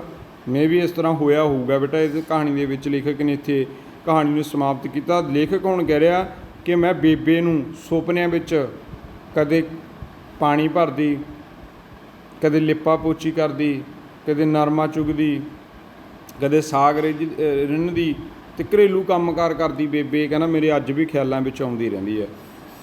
ਸੋ ਹੁਣ ਜਿਹੜਾ ਲੇਖਕ ਆ ਇਹ ਸਾਰ ਨੂੰ, ਇਸ ਕਹਾਣੀ ਨੂੰ ਲਿਖ ਰਿਹਾ ਬੇਟਾ, ਉੱਥੇ ਉਹ ਆਪਣੇ ਘਰ ਨੂੰ ਮਿਸ ਕਰ ਰਿਹਾ, ਆਪਣੀ ਬੇਬੇ ਨੂੰ ਮਿਸ ਕਰ ਰਿਹਾ, ਆਪਣੇ ਬਚਪਨ ਨੂੰ ਮਿਸ ਕਰ ਰਿਹਾ, ਬੇਬੇ ਦੀਆਂ ਭੁੱਲ ਯਾਦਾਂ ਨੂੰ ਮਿਸ ਕਰ ਰਿਹਾ, ਬੇਬੇ ਦੀਆਂ ਸਮਝਦਾਰੀਆਂ ਨੂੰ ਮਿਸ ਕਰ ਰਿਹਾ, ਉਸ ਸਮੇਂ ਦੇ ਸਮਾਜ ਨੂੰ ਮਿਸ ਕਰ ਰਿਹਾ। ਸੋ ਬੇਟਾ ਇੱਕ ਰਲੀ ਗੜੀ ਕਹਾਣੀ ਆ ਜਿਹਦੇ ਵਿੱਚ ਬੇਬੇ ਦਾ ਇੱਕ ਮੋਰਲ ਕਰੈਕਟਰ ਪੇਸ਼ ਕੀਤਾ ਅਤੇ ਬੇਬੇ ਕਰਕੇ ਕਿੱਦਾਂ ਘਰਾਂ ਦੇ ਵਿੱਚ ਭੈਣ ਭਰਾ ਜੁੜ ਕੇ ਬੈਠਦੇ ਸੀ, ਬੇਬੇ ਕਿੱਦਾਂ ਆਪਣੀ ਸਿਆਣਪ ਨਾਲ ਸਮਾਜ ਦੇ ਵਿੱਚ ਵਿਚਰਦੀ ਸੀ, ਬੇਬੇ ਕਰਕੇ ਘਰ ਦੇ ਕਿਹੜੇ ਕੰਮ ਜਿਹੜੇ ਹੁੰਦੇ ਸੀ, ਕਿਵੇਂ ਘਰ ਨੂੰ ਸਿੰਗਾਰਿਆ ਸਵਾਰਿਆ ਲਿਪਿਆ ਪੋਚਿਆ ਜਾਂਦਾ ਸੀ, ਬੇਬੇ ਦੀ ਮਮਤਾ ਦੀ ਇਹਦੇ ਵਿੱਚ ਗੱਲ ਕੀਤੀ ਹੈ। ਅਤੇ ਜਦੋਂ ਨਾ ਲੇਖਕ ਜਾਂਦਾ ਹੁੰਦਾ ਇੱਥੇ ਪੜ੍ਹਨ, ਬੇਬੇ ਰੋਣ ਲੱਗ ਜਾਂਦੀ ਹੈ, ਕਹਿੰਦਾ ਮੈਂ ਕਿਹੜਾ ਜੰਗ ਨੂੰ ਚੱਲਿਆ। ਅਤੇ ਕਹਿੰਦੀ ਫਿਰ ਜਿਹੜੀ ਮਾਂ ਹੁੰਦੀ ਹੈ ਕਹਿੰਦੀ ਬੇਟਾ ਜਿਹੜੇ ਪਸ਼ੂ ਪੰਛੀ ਜਦੋਂ ਉਹਨਾਂ ਦੇ ਬੱਚੇ ਉਹਨਾਂ ਤੋਂ ਦੂਰ ਹੋ ਜਾਂਦੇ ਨੇ ਅਤੇ ਉਹ ਵੀ ਬਿਲਕਦੇ ਨੇ ਆਪਣੇ ਬੱਚਿਆਂ ਨੂੰ ਦੇਖਣ ਮਾਰੇ, ਕਹਿੰਦੀ ਉਹ ਕਿਹੜਾ ਜੰਗ ਨੂੰ ਜਾਂਦੇ ਨੇ। ਜੇ ਕਹਿੰਦੀ ਕੋਈ ਮੱਝ ਗਾਂ ਦਾ ਬੱਚਾ ਕੋਈ ਮਰ ਜੇ ਜਾਂ ਕੋਈ ਉਹਨੂੰ ਕਿੱਲੇ ਤੋਂ ਖੋਲ੍ਹ ਕੇ ਲੈ ਜਾਏ, ਉਹ ਵੀ ਉੜਿੰਗਦੀ ਆ, ਰੋਂਦੀ ਆ, ਮੇਰਾ ਬੱਚਾ ਕਟਰੂ ਕਿੱਥੇ ਗਿਆ। ਕਹਿੰਦੀ ਉਹ ਕਿਹੜਾ ਜੰਗ ਨੂੰ ਗਿਆ ਹੁੰਦਾ। ਕਹਿੰਦੀ ਤੂੰ ਪੁੱਤ ਕੀ ਜਾਣੇ ਮਾਂ ਦੀ ਮਮਤਾ ਕੀ ਹੁੰਦੀ ਆ। ਸੋ ਬੇਬੇ ਇੱਥੇ ਐਗਜ਼ਾਮਪਲਾਂ ਦਿੰਦੀ ਹੈ ਵੀ ਇਹ ਮੱਝ ਦਾ ਕੱਟਾ ਕਿੱਲੇ ਤੋਂ ਖੋਲ ਕੇ ਕੋਈ ਲੈ ਜਾਓ ਡਿੰਗੇ ਦੀ ਆ 2 ਦਿਨ ਵੀ ਅਕਲ ਹੁੰਦੀ ਆ ਕਿ ਮੇਰਾ ਕੱਟਾ ਵੇਚਤਾ ਇਹਨਾਂ ਨੇ। ਕਹਿੰਦੀ ਉਹ ਕਿਹੜਾ ਜੰਗ ਨੂੰ ਗਿਆ ਹੁੰਦਾ। ਜੇ ਕਿਸੇ ਪੰਛੀ ਦੇ ਆਲਣੇ 'ਚ ਕੋਈ ਇੱਕ ਬੋਟ ਕੋਈ ਸ਼ਿਕਾਰੀ ਜਾਨਵਰ ਚੋਰੀ ਕਰਕੇ ਲੈ ਜੇ, ਉਹ ਕਿਵੇਂ ਚੀਂ ਚੀਂ ਕਰਦੇ ਰੌਲਾ ਪਾਉਂਦੇ ਨੇ। ਉਹਨਾਂ ਦੇ ਬੱਚੇ ਕਹਿੰਦੀ ਕਿਹੜਾ ਜੰਗ ਨੂੰ ਗਏ ਹੁੰਦੇ ਨੇ, ਪਰ ਉਹਨਾਂ ਦੇ ਅੰਦਰ ਮਾਂ ਵਾਲੀ ਇੱਕ ਮਮਤਾ ਹੁੰਦੀ ਆ। ਕਹਿੰਦੀ ਪੁੱਤ ਜਦੋਂ ਤੁਸੀਂ ਅੱਖਾਂ ਦੇ ਸਾਹਮਣੇ ਨਹੀਂ ਹੁੰਦੇ ਤੁਹਾਨੂੰ ਮੈਂ ਕੀ ਦੱਸਾਂ, ਬੇਸ਼ੱਕ ਤੁਸੀਂ ਜੰਗ ਨੂੰ ਨਹੀਂ ਗਏ ਪਰ ਕਹਿੰਦੀ ਤੂੰ ਕੀ ਸਮਝੇ ਕਿ ਮਾਂ ਦੀ ਮਮਤਾ ਕੀ ਹੁੰਦੀ ਆ। ਸੋ ਮਾਂ ਦੀ ਮਮਤਾ ਨੂੰ ਵੀ ਉੱਥੇ ਬੇਬੇ ਕਹਾਣੀ ਦੇ ਵਿੱਚ ਬੇਟਾ ਐਗਜ਼ਾਮਪਲ ਸਹਿਤ ਬਿਆਨ ਕਰਦੀ ਆ। ਸੋ ਇਹ ਕਹਾਣੀ ਦੇ ਵਿੱਚ ਮਾਂ ਦਾ ਕੋਮਲ ਹਿਰਦਾ, ਮਾਂ ਦੀਆਂ ਭਾਵਨਾ ਅਤੇ ਹਰੇਕ ਬੰਦੇ ਨੂੰ ਜਿਵੇਂ ਤੁਸੀਂ ਗੈਸ ਕਰਦੇ ਹੋ ਇੱਕ ਮਾਂ ਪ੍ਰਤੀ ਸਤਿਕਾਰਯੋਗ ਸ਼ਬਦ ਨੇ ਜਿਹੜੇ ਇਸ ਕਹਾਣੀ ਦੇ ਵਿੱਚ ਇਸ ਲੇਖ ਦੇ ਵਿੱਚ ਅਸੀਂ ਸੁਣੇ ਅਤੇ ਸਮਝੇ। ਸੋ ਆਓ ਇਸ ਕਹਾਣੀ ਨਾਲ ਸੰਬੰਧਿਤ ਕੁਝ ਪ੍ਰਸ਼ਨ ਉੱਤਰ ਨੇ ਉਹ ਵੀ ਆਪਾਂ ਅੱਗੇ ਸਾਂਝੇ ਕਰਦੇ ਹਾਂ ਕਿ ਲੇਖਕ ਦੇ ਬਚਪਨ ਦਾ ਜੀਵਨ ਕਿਹੋ ਜਿਹਾ ਸੀ। ਉੱਤਰ ਹੈ ਲੇਖਕ ਦੇ ਬਚਪਨ ਦਾ ਜੀਵਨ ਬਹੁਤ ਹੀ ਮੌਜ ਮਸਤੀ ਵਾਲਾ ਸੀ।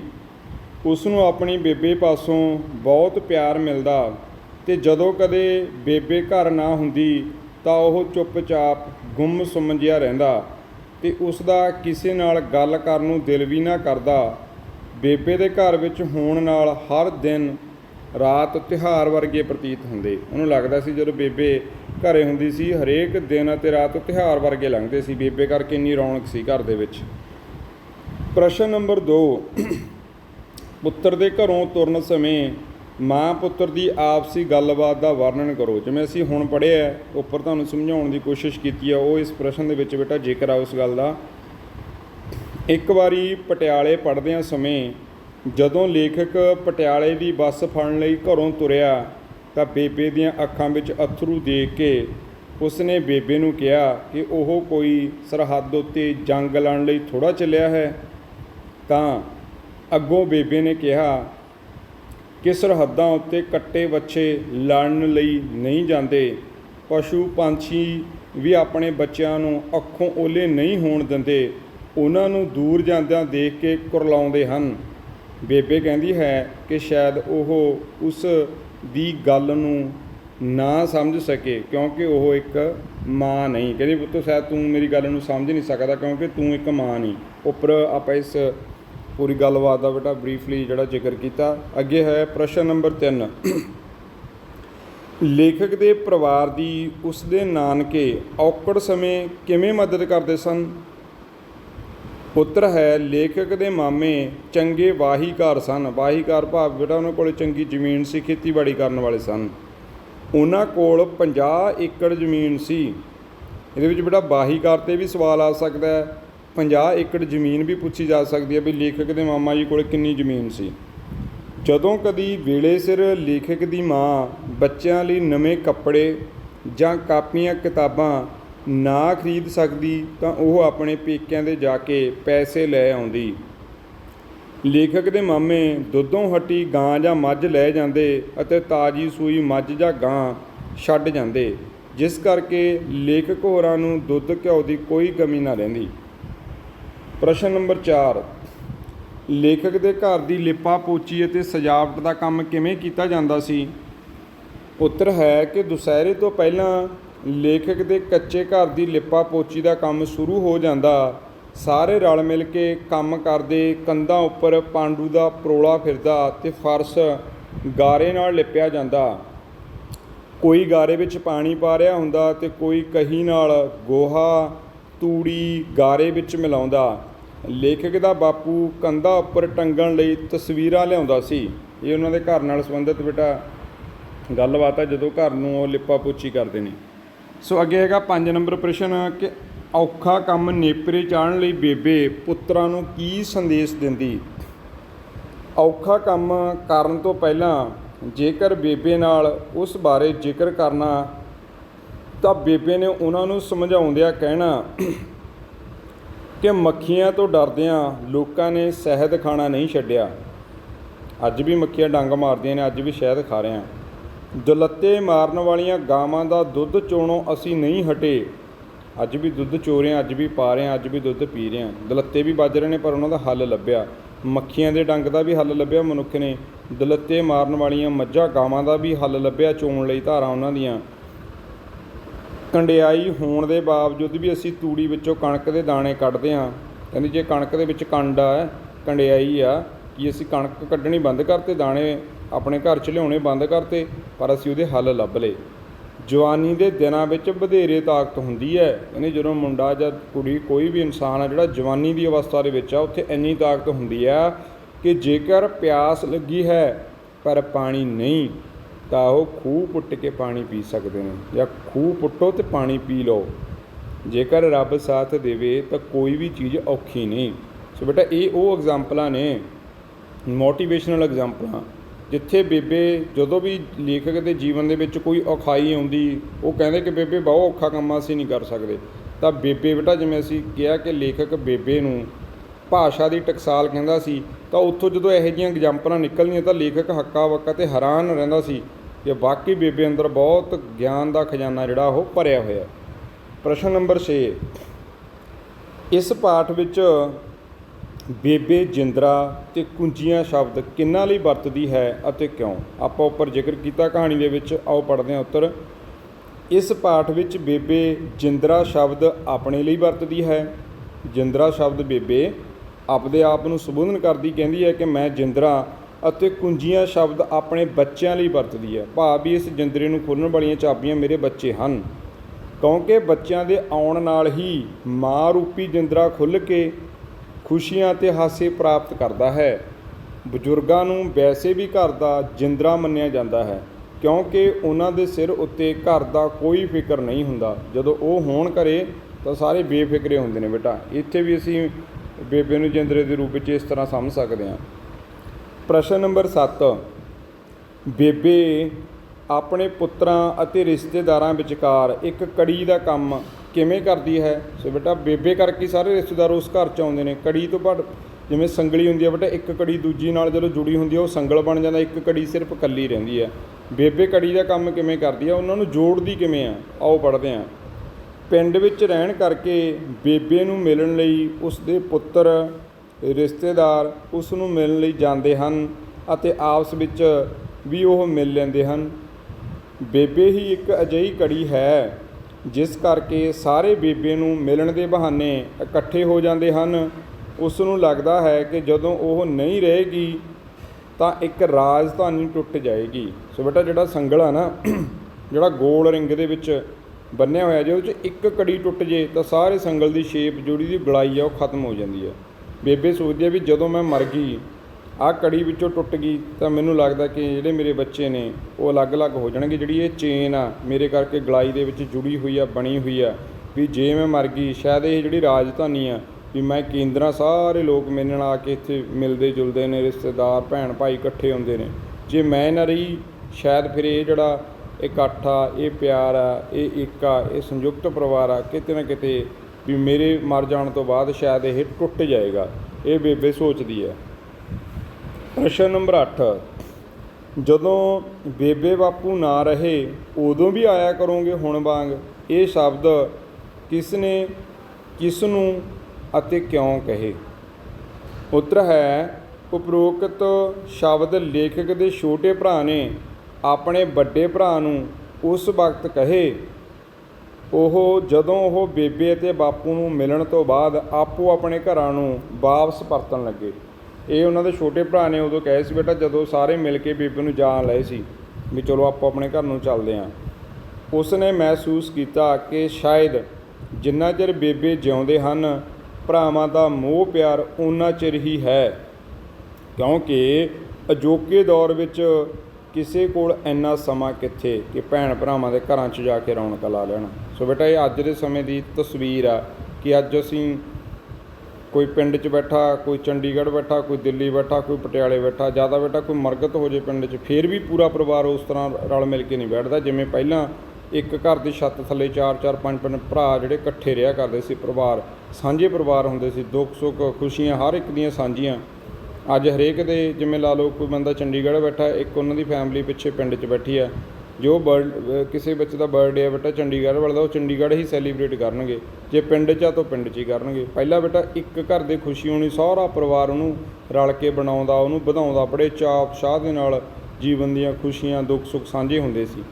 ਪਰ ਅਸੀਂ ਅੱਜ ਨੌਕਰੀ ਪੇਸ਼ਾ ਹੋ ਗਏ ਹਾਂ, ਜਾਂ ਅਸੀਂ ਪਰਿਵਾਰ ਦੇ ਵਿੱਚ ਸਾਡੇ ਕੋਲ ਸਹੂਲਤਾਂ ਇੰਨੀਆਂ ਆ ਗਈਆਂ ਅਸੀਂ ਪਿੰਡਾਂ ਤੋਂ ਕੂਚ ਕਰਕੇ ਸ਼ਹਿਰਾਂ ਦੇ ਵਿੱਚ ਆ ਗਏ ਅਤੇ ਸ਼ਹਿਰੀ ਲਾਈਫ ਦੇ ਵਿੱਚ ਢਲ ਗਏ, ਪਿੰਡ ਵਾਲੀ ਲਾਈਫ 'ਚ ਢਲ ਗਏ। ਸੋ ਬੇਟਾ ਅਸੀਂ ਵਿਖੜੇਵੇਂ ਆ ਗਏ ਪਰਿਵਾਰਾਂ ਦੇ ਵਿੱਚ। ਇਹਦੇ ਵਿੱਚ ਇੱਥੇ ਇਹ ਵੀ ਬਿਆਨ ਕਰਦੀ ਹੈ ਕਹਾਣੀ ਕਿ ਜਦੋਂ ਲੇਖਕ ਦੀ ਮਾਂ, ਲੇਖਕ ਦਾ ਛੋਟਾ ਭਰਾ ਸੋਚਦਾ ਕਿ ਦੁਨੀਆ 'ਚ ਨਾ ਰਹੇ, ਸ਼ਾਇਦ ਇਹ ਪਰਿਵਾਰ ਇਸ ਤਰ੍ਹਾਂ ਨਹੀਂ ਕਦੇ ਰਲ ਮਿਲ ਕੇ ਬੈਠੇਗਾ ਜਿਵੇਂ ਅੱਜ ਬੈਠਦਾ ਹੈ। ਅੱਗੇ 9 ਨੰਬਰ ਪ੍ਰਸ਼ਨ ਹੈ ਕਿ ਲੇਖਕ ਨੂੰ ਸੁਪਨੇ ਵਿੱਚ ਬੇਬੇ ਕੀ ਕੰਮ ਕਰਦੀ ਨਜ਼ਰ ਆਉਂਦੀ ਹੈ, ਆਪਣੇ ਸ਼ਬਦਾਂ ਵਿੱਚ ਲਿਖੋ। ਹੁਣ ਜਿਵੇਂ ਬੇਬੇ ਲੇਖਕ ਦੇ ਜਿਉਂਦਿਆਂ ਜਾਂ ਬੇਬੇ ਦੇ ਜਿਉਂਦਿਆਂ ਬੇਬੇ ਨੂੰ ਕੰਮਕਾਰ ਕਰਦੀ ਵੇਖਦਾ, ਅਤੇ ਹੁਣ ਲੇਖਕ ਦੇ ਸੁਪਨਿਆਂ ਵਿੱਚ ਬੇਬੇ ਉਸੇ ਤਰ੍ਹਾਂ ਜਿਉਂਦੀ ਹੈ। ਕਿਵੇਂ? ਲੇਖਕ ਆਪਣੀ ਬੇਬੇ ਨਾਲ ਬਹੁਤ ਪਿਆਰ ਕਰਦਾ ਹੈ।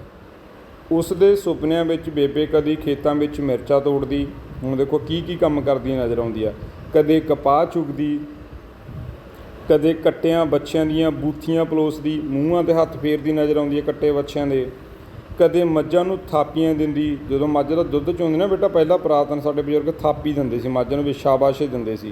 ਅਤੇ ਅੱਜ ਅਸੀਂ ਬੱਚਿਆਂ ਨੂੰ, ਬਜ਼ੁਰਗਾਂ ਨੂੰ ਅਸੀਂ ਬੜਾ ਦੁਰਕਾਰਦੇ ਹਾਂ। ਅਤੇ ਜਿਹੜੇ ਪੁਰਾਣੇ ਬੇਟਾ ਬਜ਼ੁਰਗ ਹੁੰਦੇ ਸੀ ਨਾ, ਮੱਝ ਨੂੰ ਵੀ ਥਾਪੀ ਦਿੰਦੇ ਸੀ, ਸ਼ਾਬਾਸ਼ੇ ਦਿੰਦੇ ਸੀ, ਤੂੰ ਅੱਜ ਦੁੱਧ ਦਿੱਤਾ ਟੇਕ ਕੇ ਖੜੀ ਰਹੀ। ਸੋ ਕਦੇ ਲੇਖਕ ਨੂੰ ਮੱਝਾਂ ਨੂੰ ਥਾਪੀਆਂ ਦਿੰਦੀ ਨਜ਼ਰ ਆਉਂਦੀ, ਫਟੇ ਪੁਰਾਣੇ ਟਾਕੀਆਂ ਵਾਲੇ ਖੱਦਰ ਦੇ ਕੱਪੜੇ ਪਾਈ, ਮਿੱਟੀ ਘੱਟੇ ਵਿੱਚ ਲੱਤ ਪੱਥ ਝਾੜੂ ਦਿੰਦੀ। ਟਾਕੀਆਂ ਬੇਟਾ ਕੀ ਹੁੰਦਾ ਸੀ, ਜਿਵੇਂ ਤੁਹਾਡੇ ਕੋਈ ਸ਼ਰਟ ਪਾਈ ਆ ਫਟ ਗਈ, ਹੁਣ ਤੁਸੀਂ ਨਵੀਂ ਸਮਾਉਣ ਜੋਗੇ ਪੈਸੇ ਨਹੀਂ, ਘਰਾਂ ਦੇ ਵਿੱਚ ਸਿਲਾਈ ਮਸ਼ੀਨਾਂ ਨਹੀਂ, ਤਾਂ ਜਿਹੜੇ ਬਜ਼ੁਰਗ ਹੁੰਦੇ ਸੀ ਬੇਟਾ ਉਸ ਜਿੱਥੋਂ ਸੂਟ ਫਟ ਜਾਂਦਾ ਸੀ ਨਾ, ਕਿਸੇ ਹੋਰ ਤਰ੍ਹਾਂ ਦੇ ਕੱਪੜੇ ਨੂੰ, ਜਿਹੜਾ ਫਟਿਆ ਪੁਰਾਣਾ ਘਰੇ ਪਿਆ, ਉਹਨੂੰ ਕੱਟ ਕੇ ਉਹਦੇ ਉੱਪਰ ਰੱਖ ਕੇ ਚੌਰਸ ਉਹਨੂੰ ਸੂਈ ਨਾਲ ਸਿਉਂ ਲੈਂਦੇ ਸੀ, ਉਹਨੂੰ ਬੋਲਦੇ ਸੀ ਟਾਕੀ। ਉਹ ਜਿਵੇਂ ਚਿੱਟੇ ਰੰਗ ਦਾ ਸੂਟ ਆ, ਪੀਲੇ ਰੰਗ ਦੀ ਟਾਕੀ ਅੱਡ ਚਮਕਦੀ ਸੀ। ਲੇਖਕ ਦੀ ਮਾਂ ਦਾ ਜਿਹੜਾ ਦ੍ਰਿਸ਼ ਆ ਬੇਟਾ, ਉਹ ਮੈਲੇ ਕੁਚਲੇ ਕੱਪੜੇ, ਧੂੜ ਮਿੱਟੀ 'ਚ ਲੱਥ-ਪੱਥ ਹੋਈ, ਕਦੇ ਲੇਖਕ ਨੂੰ ਝਾੜੂ ਲਾਉਂਦੀ ਨਜ਼ਰ ਆਉਂਦੀ ਆ, ਅਤੇ ਕਦੇ ਪਾਥੀਆਂ ਪੱਥਦੀ ਨਜ਼ਰ ਆਉਂਦੀ ਹੈ। ਸੋ ਇਸ ਤਰ੍ਹਾਂ ਜਿਹੜੀ ਲੇਖਕ ਦੀ ਮਾਂ ਅੱਜ ਵੀ ਲੇਖਕ ਦੇ ਜੀਵਨ ਦੇ ਵਿੱਚ ਜਿੰਦਾ ਹੈ। ਕਿਵੇਂ ਜਿੰਦਾ? ਕਿਉਂਕਿ ਉਹ ਸੁਪਨਿਆਂ ਦੇ ਵਿੱਚ ਆਉਂਦੀ ਜਾਂਦੀ ਹੈ, ਮਿਲਦੀ ਰਹਿੰਦੀ ਹੈ। ਸੋ ਇਹ ਬੇਟਾ ਜਿਹੜਾ ਲੇਖਕ ਨੇ ਆਪਣੀ ਮਾਂ ਦੇ ਸੰਦਰਭ ਦੇ ਵਿੱਚ ਵੀ ਲਿਖਿਆ। ਸਾਡੇ ਜਿਹੜੇ ਭੈਣ ਭਰਾ ਸੀ, ਇੱਕ ਦੂਜੇ ਭੈਣ ਭਰਾ ਤੋਂ ਟੁੱਟ ਰਹੇ ਹਾਂ, ਟੁੱਟ ਚੁੱਕੇ ਹਾਂ, ਬਹੁਤ ਟੁੱਟਣ ਵਾਲੇ ਨੇ, ਉਹਨਾਂ ਨੂੰ ਵੀ ਇਹ ਪ੍ਰੇਰਨਾ ਦਿੰਦੀ ਹੈ ਕਿ ਨਹੀਂ ਯਾਰ, ਸਾਂਝਾ ਪਰਿਵਾਰ ਬਹੁਤ ਵੱਡਾ ਦਮਖਮ ਰੱਖਦਾ। ਅਤੇ ਉੱਥੇ ਹੀ ਇੱਕ ਮਾਂ ਦੇ ਸਤਿਕਾਰ ਦੇ ਵਿੱਚ ਵੀ ਇਹ ਲੇਖ ਲਿਖਿਆ ਗਿਆ ਕਿ ਇੱਕ ਮਾਂ ਦੇ ਵਿੱਚ ਕਿੰਨੇ ਗੁਣ ਹੁੰਦੇ ਨੇ। ਜਦੋਂ ਮਾਂ ਇਸ ਦੁਨੀਆ ਤੋਂ ਚਲੀ ਜਾਂਦੀ ਹੈ ਅਤੇ ਉਸ ਤੋਂ ਬਾਅਦ ਸਿਰਫ ਇਹ ਯਾਦਾਂ ਅਤੇ ਸੁਪਨੇ ਰਹਿ ਜਾਂਦੇ ਨੇ। ਸੋ ਸਾਨੂੰ ਪ੍ਰੈਜੈਂਟ ਜਿੱਥੇ ਵੀ ਤੁਹਾਡੇ ਦਾਦੀ ਜੀ ਨੇ, ਤੁਹਾਡੇ ਮਾਂ ਨੇ, ਸਾਨੂੰ ਉਹਨਾਂ ਦਾ ਸਤਿਕਾਰ ਕਰਨਾ ਚਾਹੀਦਾ। ਉਹਨਾਂ ਨਾਲ ਜਿੰਨਾ ਜੀਵਨ ਤੁਸੀਂ ਜੀ ਰਹੇ ਹੋ, ਉਹਨੂੰ ਬੜਾ ਆਨੰਦਮਈ ਯਾਦਾਂ ਭਰਿਆ ਬਣਾ ਲੈਣਾ ਚਾਹੀਦਾ। ਲੇਖਕ ਨੂੰ ਕਿਤੇ ਨਾ ਕਿਤੇ ਆਪਣਾ ਘਰ, ਆਪਣਾ ਪਿੰਡ, ਆਪਣੇ ਰਿਸ਼ਤੇ ਨਾਤੇ ਹਰ ਇੱਕ ਇਸ ਕਹਾਣੀ ਨੂੰ ਲਿਖਦਿਆਂ, ਇਸ ਲੇਖ ਨੂੰ ਲਿਖਦਿਆਂ ਮੁੜ ਤੋਂ ਸੁਰਜੀਤ ਹੁੰਦੇ ਨਜ਼ਰ ਆਉਂਦੇ ਨੇ। ਅਤੇ ਲੇਖਕ ਨੇ ਇਸ ਕਹਾਣੀ ਨੂੰ ਕਲਮਬੰਦ ਕਰਕੇ ਆਪਣੇ ਸਮੇਂ ਦੀਆਂ ਸਾਰੀਆਂ ਯਾਦਾਂ ਨੂੰ ਤੁਹਾਡੇ ਸਾਹਮਣੇ ਪੇਸ਼ ਕੀਤਾ ਅਤੇ ਤੁਹਾਨੂੰ ਪ੍ਰੇਰਿਤ ਕੀਤਾ ਕਿ ਅਸੀਂ ਆਪਣੇ ਭੈਣ ਭਰਾ, ਮਾਤਾ ਪਿਤਾ, ਪੁਰਾਣਾ ਘਰ, ਜਿੱਥੇ ਵੀ ਤੁਸੀਂ ਰਹਿ ਰਹੇ ਹੋ, ਉਸ ਜੀਵਨ ਨੂੰ ਆਨੰਦਮਈ ਗੁਜ਼ਾਰੋ। ਹਰ ਇੱਕ ਪਲ ਨੂੰ ਯਾਦਾਂ ਦੇ ਰੂਪ ਦੇ ਵਿੱਚ ਮਾਣੋ, ਤਾਂ ਜੋ ਤੁਸੀਂ ਵੀ ਭਵਿੱਖ ਵਿੱਚ ਵੱਡੇ ਹੋਵੋ, ਲੇਖਕ ਬਣੋ ਅਤੇ ਫਿਰ ਕਿਤੇ ਆਪਣੇ ਘਰ ਦੀ, ਆਪਣੀ ਮਾਂ ਦੀ, ਆਪਣੇ ਭਰਾਵਾਂ ਦੀ ਕਹਾਣੀ ਲਿਖ ਸਕੋ। ਸੋ ਇਹ ਕਹਾਣੀ ਨੂੰ ਬੇਟਾ ਇੱਥੇ ਸਮਾਪਤ ਕਰਦੇ ਹਾਂ। ਸੋ ਅੱਗੇ ਅਸੀਂ ਇਸ ਕਹਾਣੀ ਨਾਲ ਸੰਬੰਧਿਤ ਵਸਤੂਨਿਸ਼ਟ ਪ੍ਰਸ਼ਨ ਪੜ੍ਹਦੇ ਹਾਂ। ਪਹਿਲਾ ਹੈ ਕਿ ਬੇਬੇ ਜੀ ਲੇਖ ਦਾ ਲੇਖਕ ਕੌਣ ਹੈ? ਉੱਤਰ ਹੈ ਊੜਾ, ਡਾਕਟਰ ਹਰਪਾਲ ਸਿੰਘ ਪੰਨੂ ਜੀ। ਪ੍ਰਸ਼ਨ ਨੰਬਰ 2, ਡਾਕਟਰ ਹਰਪਾਲ ਸਿੰਘ ਪੰਨੂ ਦਾ ਜਨਮ ਕਿੱਥੇ ਹੋਇਆ? ਉੱਤਰ ਹੈ ਊੜਾ, ਘੱਗਾ, ਪਟਿਆਲਾ ਵਿਖੇ। ਡਾਕਟਰ ਹਰਪਾਲ ਸਿੰਘ ਪੰਨੂ ਕਿਹੜੀ ਯੂਨੀਵਰਸਿਟੀ ਦੇ ਵਿਜ਼ਿਟਿੰਗ ਪ੍ਰੋਫੈਸਰ ਹਨ? ਉੱਤਰ ਹੈ ਧਰਮ ਅਧਿਐਨ ਯੂਨੀਵਰਸਿਟੀ, ਕੁੰਮ, ਈਰਾਨ ਦੇ। ਦੇਖ ਲਓ ਬੇਟਾ, ਇਹ ਪ੍ਰਾਪਤੀ ਹੈ ਇਹਨਾਂ ਦੀ, ਡਾਕਟਰ ਹਰਪਾਲ ਸਿੰਘ ਪੰਨੂ ਜੀ ਦੀ। ਪ੍ਰਸ਼ਨ ਨੰਬਰ 4, ਧਰਮ ਅਧਿਐਨ ਬਾਰੇ ਡਾਕਟਰ ਹਰਪਾਲ ਸਿੰਘ ਪੰਨੂ ਦੀਆਂ ਪ੍ਰਮੁੱਖ ਕਿਰਤਾਂ ਕਿਹੜੀਆਂ ਹਨ? ਉਪਰੋਕਤ ਸਾਰੀਆਂ। ਗੁਰੂ ਨਾਨਕ ਦਾ ਕੁਦਰਤ ਸਿਧਾਂਤ, ਇਹ ਵੀ ਉਹਨਾਂ ਨੇ ਲਿਖਿਆ। ਸਿੱਖ ਧਰਮ ਵਿੱਚ ਕਾਲ ਅਤੇ ਅਕਾਲ ਦਾ ਸਿਧਾਂਤ, ਇਸ ਬਾਰੇ ਵੀ ਇਹਨਾਂ ਨੇ ਰਿਸਰਚ ਕੀਤੀ ਹੈ ਆਪਣੀ ਪਾਠ ਪੁਸਤਕ ਦੇ ਵਿੱਚ। ਤੁਹਾਨੂੰ ਕਿਤੇ ਨਾ ਹੋ ਸਕਦਾ ਭਵਿੱਖ 'ਚ ਇਹਨਾਂ ਵਿੱਚੋਂ ਵੀ ਕੋਈ ਲੇਖ ਸੁਣਨ ਜਾਂ ਪੜ੍ਹਨ ਨੂੰ ਮਿਲਣ ਬੇਟਾ। ਭਾਰਤ ਦੇ ਪੁਰਾਤਨ ਧਰਮ ਇੱਕ ਸਰਵੇਖਣ, ਇਹ ਸਾਰੀਆਂ ਬੇਟਾ ਜਿਹੜੀਆਂ ਇਹਨਾਂ ਦੀਆਂ ਨੇ ਕਿਰਤਾਂ ਨੇ, ਮਤਲਬ ਇਹਨਾਂ ਨੇ ਲਿਖਤਾਂ ਲਿਖੀਆਂ ਨੇ। ਉਪਰੋਕਤ ਸਾਰੀਆਂ ਹੀ ਡਾਕਟਰ ਹਰਪਾਲ ਸਿੰਘ ਪੰਨੂ ਜੀ ਦੀਆਂ ਲਿਖਤਾਂ ਹਨ। ਡਾਕਟਰ ਹਰਪਾਲ ਸਿੰਘ ਪੰਨੂ ਦੀ ਉੱਗੀ ਪੁਸਤਕ ਕਿਹੜੀ ਹੈ? ਉਪਰੋਕਤ ਸਾਰੀਆਂ ਰਚਨਾਵਾਂ ਜਿਨ੍ਹਾਂ ਦੇ ਉੱਪਰ ਇਹਨਾਂ ਦੀ ਪਹਿਚਾਣ ਬਣੀ। ਵਿਸ਼ਵ ਚਿੰਤਕ ਰਵਿੰਦਰ ਨਾਥ ਟੈਗੋਰ, ਇਹ ਵੀ ਇਹਨਾਂ ਨੇ ਲਿਖੀ ਪੁਸਤਕ। ਗੌਤਮ ਤੋਂ ਤਸਕੀ ਤੱਕ, ਆਸਟ ਤੋਂ ਬੰਦਗੀ ਤੱਕ, ਇਹ ਵੀ ਬੇਟਾ ਇਹਨਾਂ ਨੇ ਡਾਕਟਰ ਹਰਪਾਲ ਸਿੰਘ ਪੰਨੂ ਹੋਣਾ ਦੀਆਂ ਪੁਸਤਕਾਂ ਦਾ ਜ਼ਿਕਰ ਹੈ, ਉਹਨਾਂ ਦੇ ਨਾਮ ਨੇ। ਜਦੋਂ ਵੀ ਬੇਟਾ ਅਸੀਂ ਪੇਪਰ ਲਈ ਤਿਆਰੀ ਕਰਦੇ ਹਾਂ ਤਾਂ ਇਹ ਬੇਸਿਕ ਕੁਐਸਚਨ ਜ਼ਰੂਰ ਪੜ੍ਹ ਕੇ ਜਾਣੇ ਨੇ, ਕਿਉਂਕਿ ਜਦੋਂ ਵੀ ਤੁਸੀਂ ਕੋਈ ਕਹਾਣੀ ਪੜ੍ਹਦੇ ਹੋ ਉਹਦੇ ਲੇਖਕ ਬਾਰੇ ਤੁਹਾਨੂੰ ਸਵਾਲ ਜ਼ਰੂਰ ਆਉਂਦਾ।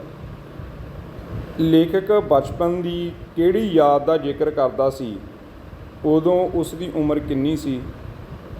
ਜਦੋਂ ਲੇਖਕ ਇਹ ਕਹਾਣੀ ਦੇ ਵਿੱਚ ਆਪਣੇ ਆਪ ਨੂੰ ਪੇਸ਼ ਕਰਦਾ ਹੈ ਕਿ ਮੈਂ ਉਦੋਂ ਇਸ ਉਮਰ ਦਾ ਸੀ ਜਦੋਂ ਘਰ ਦੇ ਵਿੱਚ ਇਹ ਸਾਰਾ ਵਰਤਾਰਾ ਵਾਪਰ ਰਿਹਾ ਸੀ, ਤਾਂ ਲੇਖਕ ਕਹਿੰਦਾ ਕਿ 4-5 ਸਾਲ ਦੀ ਉਮਰ ਦਾ ਜ਼ਿਕਰ ਕਰਦਾ। ਜਦੋਂ ਛੋਟਾ ਹੁੰਦਾ ਆਪਣੀ ਬੇਬੇ ਦਾ ਲੜ ਫੜ ਕੇ ਖੂਹ ਤੋਂ ਪਾਣੀ ਭਰਨ ਜਾਂਦਾ ਵੀ ਉਦੋਂ ਮੇਰੀ ਅਵਸਥਾ ਕੀ ਸੀ। 4-5 ਸਾਲ ਦੀ ਜਿਹੜੀ ਲੇਖਕ ਦੀ ਉਸ ਟਾਈਮ ਉਮਰ ਹੁੰਦੀ ਹੈ। ਲੇਖਕ ਨੂੰ ਬੇਬੇ ਦੇ ਘਰ ਹੋਣ 'ਤੇ ਦਿਨ ਰਾਤ ਕਿਵੇਂ ਬਤੀਤ ਲੱਗਦੇ? ਉੱਤਰ ਹੈ ਐਡਾ, ਤਿਉਹਾਰਾਂ ਵਾਂਗ ਲੱਗਦੇ ਸੀ ਲੇਖਕ ਨੂੰ ਦਿਨ ਅਤੇ ਰਾਤ। ਲੇਖਕ ਦੇ ਬਾਪੂ ਦਾ ਸੁਭਾਅ ਕਿਹੋ ਜਿਹਾ ਸੀ? ਹੁਣ ਇਹ ਆਪਾਂ ਪੜ੍ਹਿਆ ਕਿ ਲੇਖਕ ਦੇ ਬਾਪੂ ਦਾ ਸੁਭਾਅ ਬੜਾ ਸਖਤ ਸੀ। ਕੂੜਾ ਬੇਟਾ ਇਹਦਾ ਉੱਤਰ ਹੈ। ਅੱਗੇ ਹੈਗਾ ਪ੍ਰਸ਼ਨ ਨੰਬਰ 9, ਲੇਖਕ ਦੀ ਮਾਂ ਨੂੰ ਕਿੱਥੋਂ ਮਦਦ ਮਿਲਦੀ ਸੀ? ਭਰਾਵਾਂ ਤੋਂ, ਜੇ ਅਸੀਂ ਇਹ ਵੀ ਕਹਿ ਸਕਦੇ ਹਾਂ ਇੱਥੇ ਲਿਖਿਆ ਆ ਸਕਦਾ ਨਾਨਕਿਆਂ ਤੋਂ, ਜਾਂ ਉਹਦੀ ਜਿਹੜੀ ਭਾਬੀ ਆ ਗੁਰਦਿਆਲ ਕੌਰ ਦੇ ਘਰ ਤੋਂ। ਤੁਸੀਂ ਕਹਿੰਦੇ ਹੋ ਗੁਰਦਿਆਲ ਕੌਰ ਦੇ ਘਰ ਤੋਂ ਮਦਦ ਕਿਵੇਂ ਮਿਲ ਸਕਦੀ ਹੈ? ਕਈ ਵਾਰੀ ਉਹਦੇ ਵਿੱਚ ਉਲਝਾ ਕੇ ਪੁੱਛਿਆ ਜਾ ਸਕਦਾ ਸਵਾਲ। ਹੁਣ ਜੇ ਤਾਂ ਬੇਟਾ ਤੁਸੀਂ ਪੜ੍ਹਿਆ ਹੋਊਗਾ ਵੀ ਗੁਰਦਿਆਲ ਕੌਰ ਦੀ ਭਾਬੀ ਦਾ ਨਾਮ, ਤਾਂ ਤੁਸੀਂ ਟਿਕ ਲਾ ਕੇ ਆਉਂਗੇ ਕਿ ਹਾਂ ਗੁਰਦਿਆਲ ਕੌਰ ਦੇ ਘਰ ਤੋਂ ਉਹਨੂੰ ਮਦਦ ਮਿਲਦੀ ਸੀ। ਹੁਣ ਇਹਦੇ ਵਿੱਚ ਮੈਂ ਬੇਟਾ ਪਾ ਸਕਦਾ ਕਿਰਪਾਲ ਕੌਰ, ਗੁਰਦਿਆਲ ਕੌਰ, ਹੈ ਨਾ, ਕੁਛ ਵੀ, ਕੁਲਵਿੰਦਰ ਕੌਰ, ਜਸਵਿੰਦਰ ਕੌਰ। ਹੁਣ ਜਿਹੜੇ ਬੱਚੇ ਨੇ ਇਹ ਲੇਖ ਪੜ੍ਹਿਆ ਬੇਟਾ ਉਹ ਗੁਰਦਿਆਲ ਕੌਰ ਟਿਕ ਕਰਕੇ ਆਊਗਾ ਵੀ ਹਾਂ ਇਹਦੀ ਭਾਬੀ ਦੇ ਘਰ ਸੀ ਗੁਰਦਿਆਲ ਕੌਰ, ਇੱਥੋਂ ਮਦਦ ਮਿਲਦੀ ਸੀ। ਸੋ ਇਸ ਤਰ੍ਹਾਂ ਵੀ ਤੁਹਾਨੂੰ ਸਵਾਲ ਬੇਟਾ ਘੁਮਾ ਕੇ ਪੁੱਛਿਆ ਜਾ ਸਕਦਾ। ਪ੍ਰਸ਼ਨ ਨੰਬਰ 10, ਲੇਖਕ ਦੇ ਮਾਮਿਆਂ ਕੋਲ ਕਿੰਨੀ ਜ਼ਮੀਨ ਸੀ? ਆਪਾਂ ਉੱਪਰ ਜ਼ਿਕਰ ਕੀਤਾ ਸੀ 50 ਏਕੜ। ਇਹ ਵੀ ਦੇਖੋ ਇਹਦੇ ਵਿੱਚ ਵੱਡਾ ਸਵਾਲ ਬਣਦਾ। ਇਹਦੇ ਵਿੱਚੋਂ ਮਤਲਬ ਜਦੋਂ ਅਸੀਂ ਬਰੀਕੀ ਨਾਲ ਕਿਸੇ ਚੀਜ਼ ਨੂੰ ਪੜ੍ਹਦੇ ਹਾਂ ਤਾਂ ਉਹਦੇ ਵਿੱਚੋਂ ਬਰੀਕ ਸਵਾਲ ਵੀ ਬਣਦੇ ਨੇ। ਪ੍ਰਸ਼ਨ ਨੰਬਰ 11, ਲੇਖਕ ਨੂੰ ਘਰੇ ਤੰਗੀ ਆਉਣ ਕਰਕੇ ਕਿੱਥੇ ਭੇਜ ਦਿੱਤਾ ਗਿਆ? ਜਦੋਂ ਉਹਨਾਂ ਦੇ ਘਰ ਦੇ ਵਿੱਚ ਥੋੜ੍ਹੀ ਤੰਗੀ ਤੋਸ਼ੀ ਚੱਲ ਰਹੀ ਸੀ ਤਾਂ ਲੇਖਕ ਦੀ ਮਾਂ ਨੇ ਬੇਟਾ ਉਹਨੂੰ ਕਿੱਥੇ ਭੇਜਿਆ ਸੀ? ਨਾਨਕੇ, ਉਹਨਾਂ ਦੇ ਮਾਮਿਆਂ ਕੋਲ। ਪ੍ਰਸ਼ਨ ਨੰਬਰ 12, ਲੇਖਕ ਦੇ ਅਨੁਸਾਰ ਉਹਨਾਂ ਦੇ ਘਰ ਦੀਆਂ ਕੰਧਾਂ ਉੱਤੇ ਕਾਹਦਾ ਪੋਚਾ ਫਿਰਦਾ ਸੀ? ਹੁਣ ਇਹ ਹੈਗਾ ਪਾਂਡੂ ਬੇਟਾ। ਚਿੱਟੀ ਮਿੱਟੀ ਜਦੋਂ ਅਸੀਂ ਬੋਰ ਕਰਦੇ ਨੇ ਵਿੱਚੋਂ ਰੋਡ ਜੇ ਨਿਕਲਦੇ ਹੁੰਦੇ ਨੇ, ਇੱਕ ਰੋਡ ਹੁੰਦੇ ਨੇ, ਇੱਕ ਚਿੱਟੀ ਮਿੱਟੀ ਜਿਹੜੀ ਆ ਭੁਰ ਜਾਂਦੀ ਹੈ ਗਾਜਨੀ ਵਰਗੀ। ਪਾਂਡੂ ਦਾ ਪੋਚਾ ਫਿਰਦਾ ਸੀ ਲੇਖਕ ਦੇ ਘਰੇ। ਲੇਖਕ ਹੁਣਾਂ ਦੇ ਘਰ ਦਾ ਫਰਸ਼ ਕਾਹਦੇ ਨਾਲ ਲਿਪਿਆ ਜਾਂਦਾ ਸੀ? ਫਰਸ਼ ਤੋਂ ਭਾਵ ਬੇਟਾ ਥੱਲੇ ਵਾਲੀ ਜਿਹੜਾ ਸਾਡਾ ਬੇਸ ਹੁੰਦਾ ਘਰ ਦਾ, ਗਾਰੇ ਨਾਲ ਲਿਪਿਆ ਜਾਂਦੇ। ਚਿੱਕੜ ਨਾਲ, ਗੋਹੇ ਨਾਲ, ਚੀਕਣੀ ਮਿੱਟੀ ਨਾਲ। ਚੀਕਣੀ ਮਿੱਟੀ ਵੀ ਇਹਦੇ ਵਿੱਚ ਆ ਸਕਦਾ, ਬਟ ਇੱਥੇ ਲਿਖਿਆ ਗਾਰੇ ਨਾਲ, ਕਿਉਂਕਿ ਗਾਰੇ ਨਾਲ ਹੀ ਲਿਪਿਆ ਪੋਚਿਆ ਜਾਂਦਾ ਸੀ ਪੁਰਾਣੇ ਘਰਾਂ ਨੂੰ। ਇਹ ਪੀਲੀ ਮਿੱਟੀ ਹੁੰਦੀ ਸੀ ਬੇਟਾ, ਜਿਹਨੂੰ ਅਸੀਂ ਇਹਦੇ ਵਿੱਚ ਗੋਹਾ ਮਿਕਸ ਕਰਕੇ ਫੇਰਦੇ ਸੀ, ਉਹਦਾ ਰੰਗ ਪੀਲਾ ਨਿਕਲਦਾ ਸੀ। ਜਿਹਦੇ ਵਿੱਚ ਤੂੜੀ, ਮਿੱਟੀ, ਪਾਣੀ ਮਿਕਸ ਕਰਕੇ ਕੰਧਾਂ 'ਤੇ ਫੇਰਦੇ ਸੀ ਉਹ ਕਾਲੀ ਮਿੱਟੀ ਹੁੰਦੀ। ਜਿਹੜੀ ਟੋਬਿਆਂ 'ਤੇ ਲਿਆਉਂਦੇ ਅਸੀਂ ਉਹ ਕਾਲੀ ਮਿੱਟੀ ਹੁੰਦੀ ਸੀ। ਅਤੇ ਜਿੱਥੇ ਰੇਤਲੇ ਟਿੱਬੇ ਹੁੰਦੇ ਸੀ ਬੇਟਾ ਉੱਥੋਂ ਪੱਟ ਕੇ ਜਿਹੜੀ ਥੱਲੋਂ ਗਾੜੀ ਜੀ ਡਾਰਕ ਰੰਗ ਦੀ ਮਿੱਟੀ ਨਿਕਲਦੀ ਸੀ ਉਹਨੂੰ ਬੋਲਦੇ ਸੀ ਪੀਲੀ ਮਿੱਟੀ। ਉਹ ਵਿਹੜੇ 'ਚ ਫੇਰੀ ਜਾਂਦੀ ਸੀ। ਕਾਲੀ ਮਿੱਟੀ ਟੋਬੇ ਵਾਲੀ ਘਰ ਦੇ ਉੱਪਰ ਫੇਰੀ ਜਾਂਦੀ ਸੀ। ਸੋ ਪਹਿਲਾਂ ਬਹੁਤ ਸਾਰੇ ਜਿਹੜੇ ਬੇਟਾ ਟੋਬੇ ਹੁੰਦੇ ਸੀ ਪਿੰਡ ਦੇ, ਉੱਥੋਂ ਇਹ ਮਿੱਟੀ ਨੂੰ ਲੋਕ ਰੇਹੜਿਆਂ ਦੇ ਉੱਪਰ, ਤਾਂਸਲਿਆਂ ਦੇ ਵਿੱਚ, ਟੋਕਰਿਆਂ 'ਚ ਭਰ ਕੇ ਲੈ ਕੇ ਆਉਂਦੇ ਸੀ ਅਤੇ ਫਿਰ ਘਰ ਨੂੰ ਸਵਾਰਿਆ ਕਰਦੇ ਸੀ। ਅੱਗੇ ਹੈ ਜੀ ਲੇਖਕ ਦੀ ਮਾਮੀ ਦਾ ਨਾਂ ਕੀ ਸੀ? ਹਰਦਿਆਲ ਕੌਰ, ਨਿਹਾਲ ਕੌਰ, ਗੁਰਦਿਆਲ ਕੌਰ, ਹਰਪਾਲ ਕੌਰ। ਇੱਥੇ ਵੀ ਤੁਹਾਨੂੰ ਕਨਫਿਊਜ਼ ਕੀਤਾ ਜਾ ਸਕਦਾ, ਕਿਉਂਕਿ ਜਿਹੜੇ ਬੱਚਿਆਂ ਨੇ ਮਿਹਨਤ ਕਰੀ ਹੋਊ ਬੇਟਾ ਉਹ ਹੀ ਗੁਰਦਿਆਲ ਕੌਰ ਟਿਕ ਕਰਕੇ ਆਉਣਗੇ। ਸੋ ਲੇਖਕ ਦੀ ਮਾਮੀ ਦਾ ਨਾਮ ਹੈ ਗੁਰਦਿਆਲ ਕੌਰ। ਪ੍ਰਸ਼ਨ ਨੰਬਰ 15, ਲੇਖਕ ਦੀ ਬੇਬੇ ਗੁਰਦਿਆਲ ਕੌਰ ਨੂੰ ਭਾਬੀ ਦੀ ਥਾਂ ਕੀ ਸਮਝਦੀ ਸੀ? ਹੁਣ ਤੁਸੀਂ ਇੱਥੇ ਵੱਡੀ ਬੇਬੇ, ਸਹਾਇਕ, ਉਪਰੋਕਤ ਸਾਰਾ ਕੁਝ ਨਹੀਂ, ਉਹ ਉਹਨੂੰ ਸਹੇਲੀ ਸਮਝਦੀ ਸੀ। ਜਿਹੜੀ ਲੇਖਕ ਦੀ ਬੇਬੇ ਆ ਉਹ ਆਪਣੀ ਭਾਬੀ ਗੁਰਦਿਆਲ ਕੌਰ ਨੂੰ ਭਾਬੀ ਤੋਂ ਪਹਿਲਾਂ ਆਪਣੀ ਸਹੇਲੀ ਸਮਝਦੀ ਸੀ। ਪ੍ਰਸ਼ਨ ਨੰਬਰ 16, ਬੇਬੇ ਅਨੁਸਾਰ ਵਿਸਾਖ ਦਾ ਮਹੀਨਾ ਕਿਹੜੇ ਮਹੀਨੇ ਵਾਂਗ ਸੀ? ਹੁਣ ਬੇਟਾ ਜੇ ਤੁਹਾਨੂੰ ਦੇਸੀ ਮਹੀਨੇ ਪੜ੍ਹੇ ਹੋਣਗੇ ਜਾਂ ਤੁਸੀਂ ਇਸ ਕਹਾਣੀ ਨੂੰ ਪੜ੍ਹਿਆ ਹੋਵੇਗਾ ਤਾਂ ਤੁਹਾਨੂੰ ਲੱਗੇਗਾ ਕਿ ਬੇਬੇ ਵਿਸਾਖ ਦੇ ਮਹੀਨੇ ਨੂੰ ਸਾਉਣ ਦੇ ਮਹੀਨੇ ਦੇ ਸਮਾਨ ਸਮਝਦੀ ਸੀ। ਜਿਵੇਂ ਸਾਉਣ 'ਚ ਮੀਂਹ ਪੈਂਦੇ ਨੇ ਨਾ, ਵਿਸਾਖ ਦੇ ਵਿੱਚ ਵੀ ਉਸੇ ਤਰ੍ਹਾਂ ਵਰਖਾ ਹੁੰਦੀ ਹੈ। ਪ੍ਰਸ਼ਨ ਨੰਬਰ 17, ਲੇਖਕ ਨੂੰ ਕਿਸ ਦੇ ਸੁਪਨੇ ਆਉਂਦੇ ਰਹਿੰਦੇ ਹਨ? ਹੁਣ ਉਹਦੇ ਬਾਪੂ ਦੇ ਆਉਂਦੇ ਨੇ, ਨਾ ਹੀ ਭਰਾਵਾਂ ਦੇ ਆਉਂਦੇ ਨੇ, ਨਾ ਹੀ ਘਰ ਦੇ ਆਉਂਦੇ ਨੇ। ਲੇਖਕ ਨੂੰ ਉਹਦੀ ਬੇਬੇ ਦੇ ਸੁਪਨੇ ਆਉਂਦੇ ਨੇ। ਪ੍ਰਸ਼ਨ ਨੰਬਰ 18, ਲੇਖਕ ਦੀ ਬੇਬੇ ਕਿਹੜੇ ਪਿੰਡ ਨੂੰ ਆਪਣਾ ਪਿੰਡ ਸਮਝਦੀ? ਉੱਤਰ ਹੈ ਪੇਕਿਆਂ ਦੇ ਪਿੰਡ ਨੂੰ। ਉਹ ਆਪਣੇ ਜਿੱਥੇ ਉਹ ਵਿਆਹ ਕੇ ਆ ਗਈ, ਉਹਦੀ ਉੱਥੇ ਵੋਟ ਬਣ ਗਈ, ਉਹਨੂੰ ਆਪਣਾ ਪਿੰਡ ਨਹੀਂ ਸਮਝਦੀ। ਆਪਣਾ ਪਿੰਡ ਬੇਬੇ ਹਮੇਸ਼ਾ ਆਪਣੇ ਪੇਕੇ ਪਿੰਡ ਨੂੰ ਹੀ ਸਮਝਦੀ ਹੈ ਕਿ ਮੇਰਾ ਪਿੰਡ ਤਾਂ ਉਹ ਆ, ਮੈਂ ਜਿੱਥੇ ਜੰਮੀ ਪਲੀ ਹਾਂ। ਸੋ ਜਿਹੜੀ ਲੇਖਕ ਦੀ ਬੇਬੇ ਆ ਬੇਟਾ ਆਪਣੇ ਪੇਕੇ ਪਿੰਡ ਨੂੰ ਹੀ ਆਪਣਾ ਅਸਲ ਪਿੰਡ ਸਮਝਦੀ ਹੈ। ਪ੍ਰਸ਼ਨ ਨੰਬਰ 19, ਲੇਖਕ ਦੀ ਬੇਬੇ ਕਿੰਨੇ ਸਾਲਾਂ ਦੀ ਵਿਆਹੀ ਆਈ ਸੀ? ਹੁਣ ਬਹੁਤੇ ਬੱਚੇ ਕਹਿਣਗੇ 18 ਸਾਲ ਦੀ ਹੋਊ, ਜਿਹਨਾਂ ਨੇ ਨਹੀਂ ਪੜ੍ਹਿਆ ਟਿੱਕ ਲਾ ਦੇਣਗੇ ਵੀ ਅੱਜ ਕੱਲ੍ਹ ਨਿਯਮ ਨੇ ਵੀ 18 ਸਾਲ ਤੋਂ ਛੋਟੀ ਉਮਰ ਦੇ ਬੱਚੇ ਦਾ ਤਾਂ ਵਿਆਹ ਹੀ ਨਹੀਂ ਹੋ ਸਕਦਾ, ਵੀ 18 ਸਾਲ ਲਿਖ ਦਿਓ। ਉੱਥੇ ਤੁਸੀਂ ਕਨਫਿਊਜ਼ ਹੋ ਜਾਓਗੇ। 16 ਸਾਲ ਦੀ ਉਮਰ ਸੀ ਜਦੋਂ ਬੇਬੇ ਦਾ ਵਿਆਹ ਹੋਇਆ ਅਤੇ ਉਹ ਇਸ ਪਿੰਡ ਦੇ ਵਿੱਚ ਆਈ ਸੀ। ਸੋ ਬੇਟਾ ਜਦੋਂ ਅਸੀਂ ਕਹਾਣੀ ਨੂੰ ਪੜ੍ਹਦੇ ਹਾਂ, ਉਹਦੇ ਨਾਲ ਟੱਚ ਹੁੰਦਾ, ਫਿਰ ਸਵਾਲ ਤੁਹਾਡੇ ਟਿਪਸ 'ਤੇ ਹੁੰਦੇ ਨੇ। ਸੋ ਇਸ ਕਰਕੇ ਮਿਹਨਤ ਕਰਨੀ ਹੈ, ਕਹਾਣੀ ਨੂੰ ਪੂਰਾ ਖੁੱਭ ਕੇ ਪੜ੍ਹਨਾ, ਫਿਰ ਹੀ ਤੁਸੀਂ ਪੇਪਰ ਦੇ ਵਿੱਚ ਜਿਹੜੇ ਆਪਣੇ ਪ੍ਰਸ਼ਨਾਂ ਦੇ ਉੱਤਰ ਦੇ ਪਾਓਗੇ। ਅੱਗੇ ਹੈਗਾ ਲੇਖਕ ਦੀ ਬੇਬੇ ਦੀ ਉਮਰ ਕਿੰਨੀ ਹੋ ਗਈ ਸੀ? ਹੁਣ ਇੱਥੇ ਜਿਹੜੇ ਬੱਚਿਆਂ ਨੇ ਕਹਾਣੀ ਸੁਣੀ ਆ ਪੜ੍ਹੀ ਆ ਉਹਨਾਂ ਨੂੰ ਪਤਾ ਹੋਊਗਾ ਕਿ ਲੇਖਕ ਦੀ ਬੇਬੇ ਦੀ ਉਮਰ 90 ਸਾਲ ਦੀ ਸੀ। ਹੁਣ ਜਿਹੜੀ ਲੇਖਕ ਦੀ ਬੇਬੇ ਦੀ ਉਮਰ ਆ ਬੇਟਾ ਉਹ 90 ਸਾਲ ਦੀ ਹੋ ਗਈ ਸੀ। ਪ੍ਰਸ਼ਨ ਨੰਬਰ 21, 21 ਨੰਬਰ ਪ੍ਰਸ਼ਨ, ਲੇਖਕ ਨੂੰ ਆਪਣੀ ਬੇਬੇ ਕਾਹਦੀ ਟਕਸਾਲ ਲੱਗਦੀ ਹੈ? ਟਕਸਾਲ ਹੁੰਦੀ ਹੈ ਬੇਟਾ ਜਿੱਥੇ ਸਿੱਕੇ ਬਣਾਏ ਜਾਂਦੇ ਨੇ। ਹੁਣ ਇੱਥੇ ਆਪਾਂ ਗੱਲ ਕਰੀ ਸੀ ਲੇਖਕ ਨੂੰ ਆਪਣੀ ਬੇਬੇ ਭਾਸ਼ਾ ਦੀ ਟਕਸਾਲ ਲੱਗਦੀ ਆ, ਕਿ ਐਵੇਂ ਲੱਗਦਾ ਕਿ ਜਿਵੇਂ ਟਕਸਾਲ 'ਤੇ ਸਿੱਕੇ ਮਣ ਬਾਹਰ ਆਉਂਦੇ ਨੇ, ਉਸੇ ਤਰ੍ਹਾਂ ਬੇਬੇ ਦੇ ਅੰਦਰੋਂ ਮੁਹਾਵਰੇ, ਫਿਕਰੇ, ਠੇਠ ਪੰਜਾਬੀ ਦੇ ਅਲਫਾਜ਼, ਲਫ਼ਜ਼ ਬਾਹਰ ਆਉਂਦੇ ਨੇ। ਸੋ ਲੇਖਕ ਆਪਣੀ ਬੇਬੇ ਨੂੰ ਭਾਸ਼ਾ ਦੀ ਟਕਸਾਲ ਸਮਝਦਾ ਹੈ। ਈੜੀ ਇਹਦਾ ਉੱਤਰ ਹੈ। ਸੋ ਇਹ ਸਾਰੇ ਜਿਹੜੇ ਅਸੀਂ ਉੱਪਰ ਪ੍ਰਸ਼ਨ ਕੀਤੇ ਨੇ ਉਹਨਾਂ ਦੇ ਨੀਚੇ ਤੁਸੀਂ ਇਹ ਆਪਸ਼ਨਾਂ ਦੇ ਵਿੱਚ ਦੇਖ ਸਕਦੇ ਹੋ, ਉੱਤਰ ਮਿਲਾਨ ਵੀ ਕਰ ਸਕਦੇ ਹੋ ਐਕਸਰਸਾਈਜ਼ ਨੂੰ ਹੱਲ ਕਰਨ ਲੱਗਿਆ। ਸੋ ਆਓ ਆਪਾਂ ਅੱਗੇ ਪੜ੍ਹਦੇ ਹਾਂ। ਹੇਠ ਲਿਖੇ ਪ੍ਰਸ਼ਨ ਦਾ ਉੱਤਰ ਇੱਕ ਸ਼ਬਦ ਜਾਂ ਇੱਕ ਲਾਈਨ ਵਿੱਚ ਦਿਓ। ਪਹਿਲਾ ਪ੍ਰਸ਼ਨ ਹੈ, ਲੇਖਕ ਨੂੰ ਆਪਣੀ ਉਮਰ ਦੇ ਕਿੰਨੇ ਸਾਲਾਂ ਤੱਕ ਦਾ ਬਚਪਨ ਯਾਦ ਹੈ? ਉੱਤਰ ਹੈ 4-5 ਸਾਲ ਤੱਕ ਦਾ।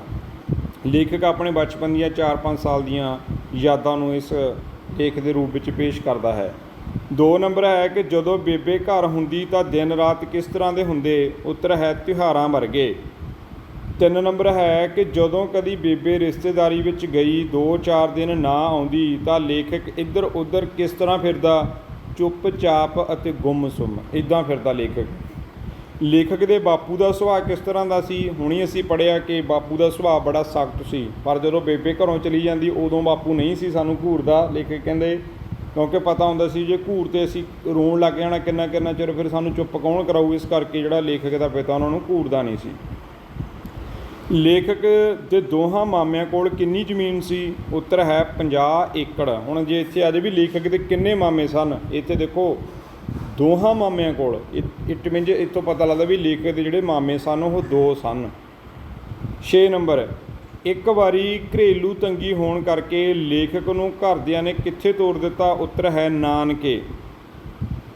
7 ਨੰਬਰ ਹੈ ਕਿ ਕਿੱਥੇ ਪੜ੍ਹਦਿਆਂ ਹੋਇਆਂ ਲੇਖਕ ਮਹੀਨੇ ਵਿੱਚ ਇੱਕ ਵਾਰੀ ਨਾਨਕੇ ਅਤੇ ਦੂਜੀ ਵਾਰ ਦਾਦਕੇ ਜਾਂਦਾ?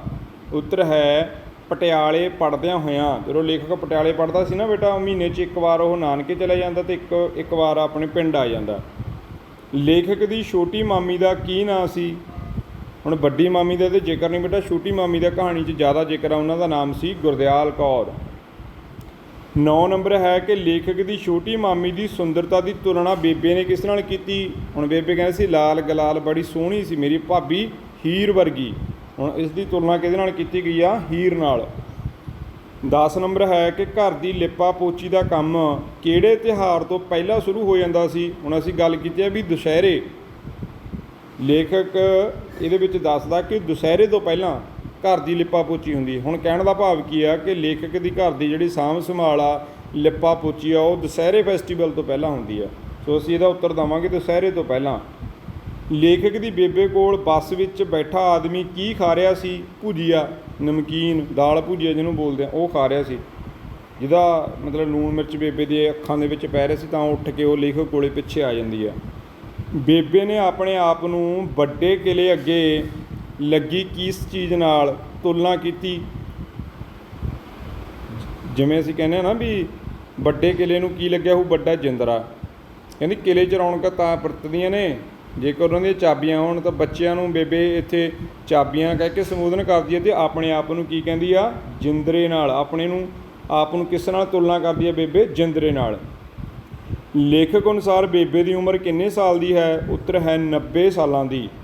14 ਨੰਬਰ, ਜਦੋਂ ਬੇਬੇ ਜਦੋਂ ਲੇਖਕ ਦੇ ਪਿੰਡ ਵਿਆਹੀ ਹੋਈ ਆਈ ਤਾਂ ਉਸ ਦੀ ਉਮਰ ਕਿੰਨਿਆਂ ਵਰ੍ਹਿਆਂ ਦੀ ਸੀ? ਉੱਤਰ ਹੈ 16 ਵਰ੍ਹਿਆਂ ਦੀ। ਵਰ੍ਹਿਆਂ ਤੋਂ ਭਾਵ ਹੁੰਦਾ ਬੇਟਾ ਸਾਲ, ਈਅਰਸ। ਅੱਗੇ ਹੈਗਾ ਪ੍ਰਸ਼ਨ ਨੰਬਰ 15, ਲੇਖਕ ਦਾ ਛੋਟਾ ਭਰਾ ਬੰਦਗੀ ਕਰਨ ਵਾਲਿਆਂ ਵਾਂਗ ਕਿਸ ਦੀ ਸੇਵਾ ਕਰਦਾ ਸੀ? ਮਾਪਿਆਂ ਦੀ।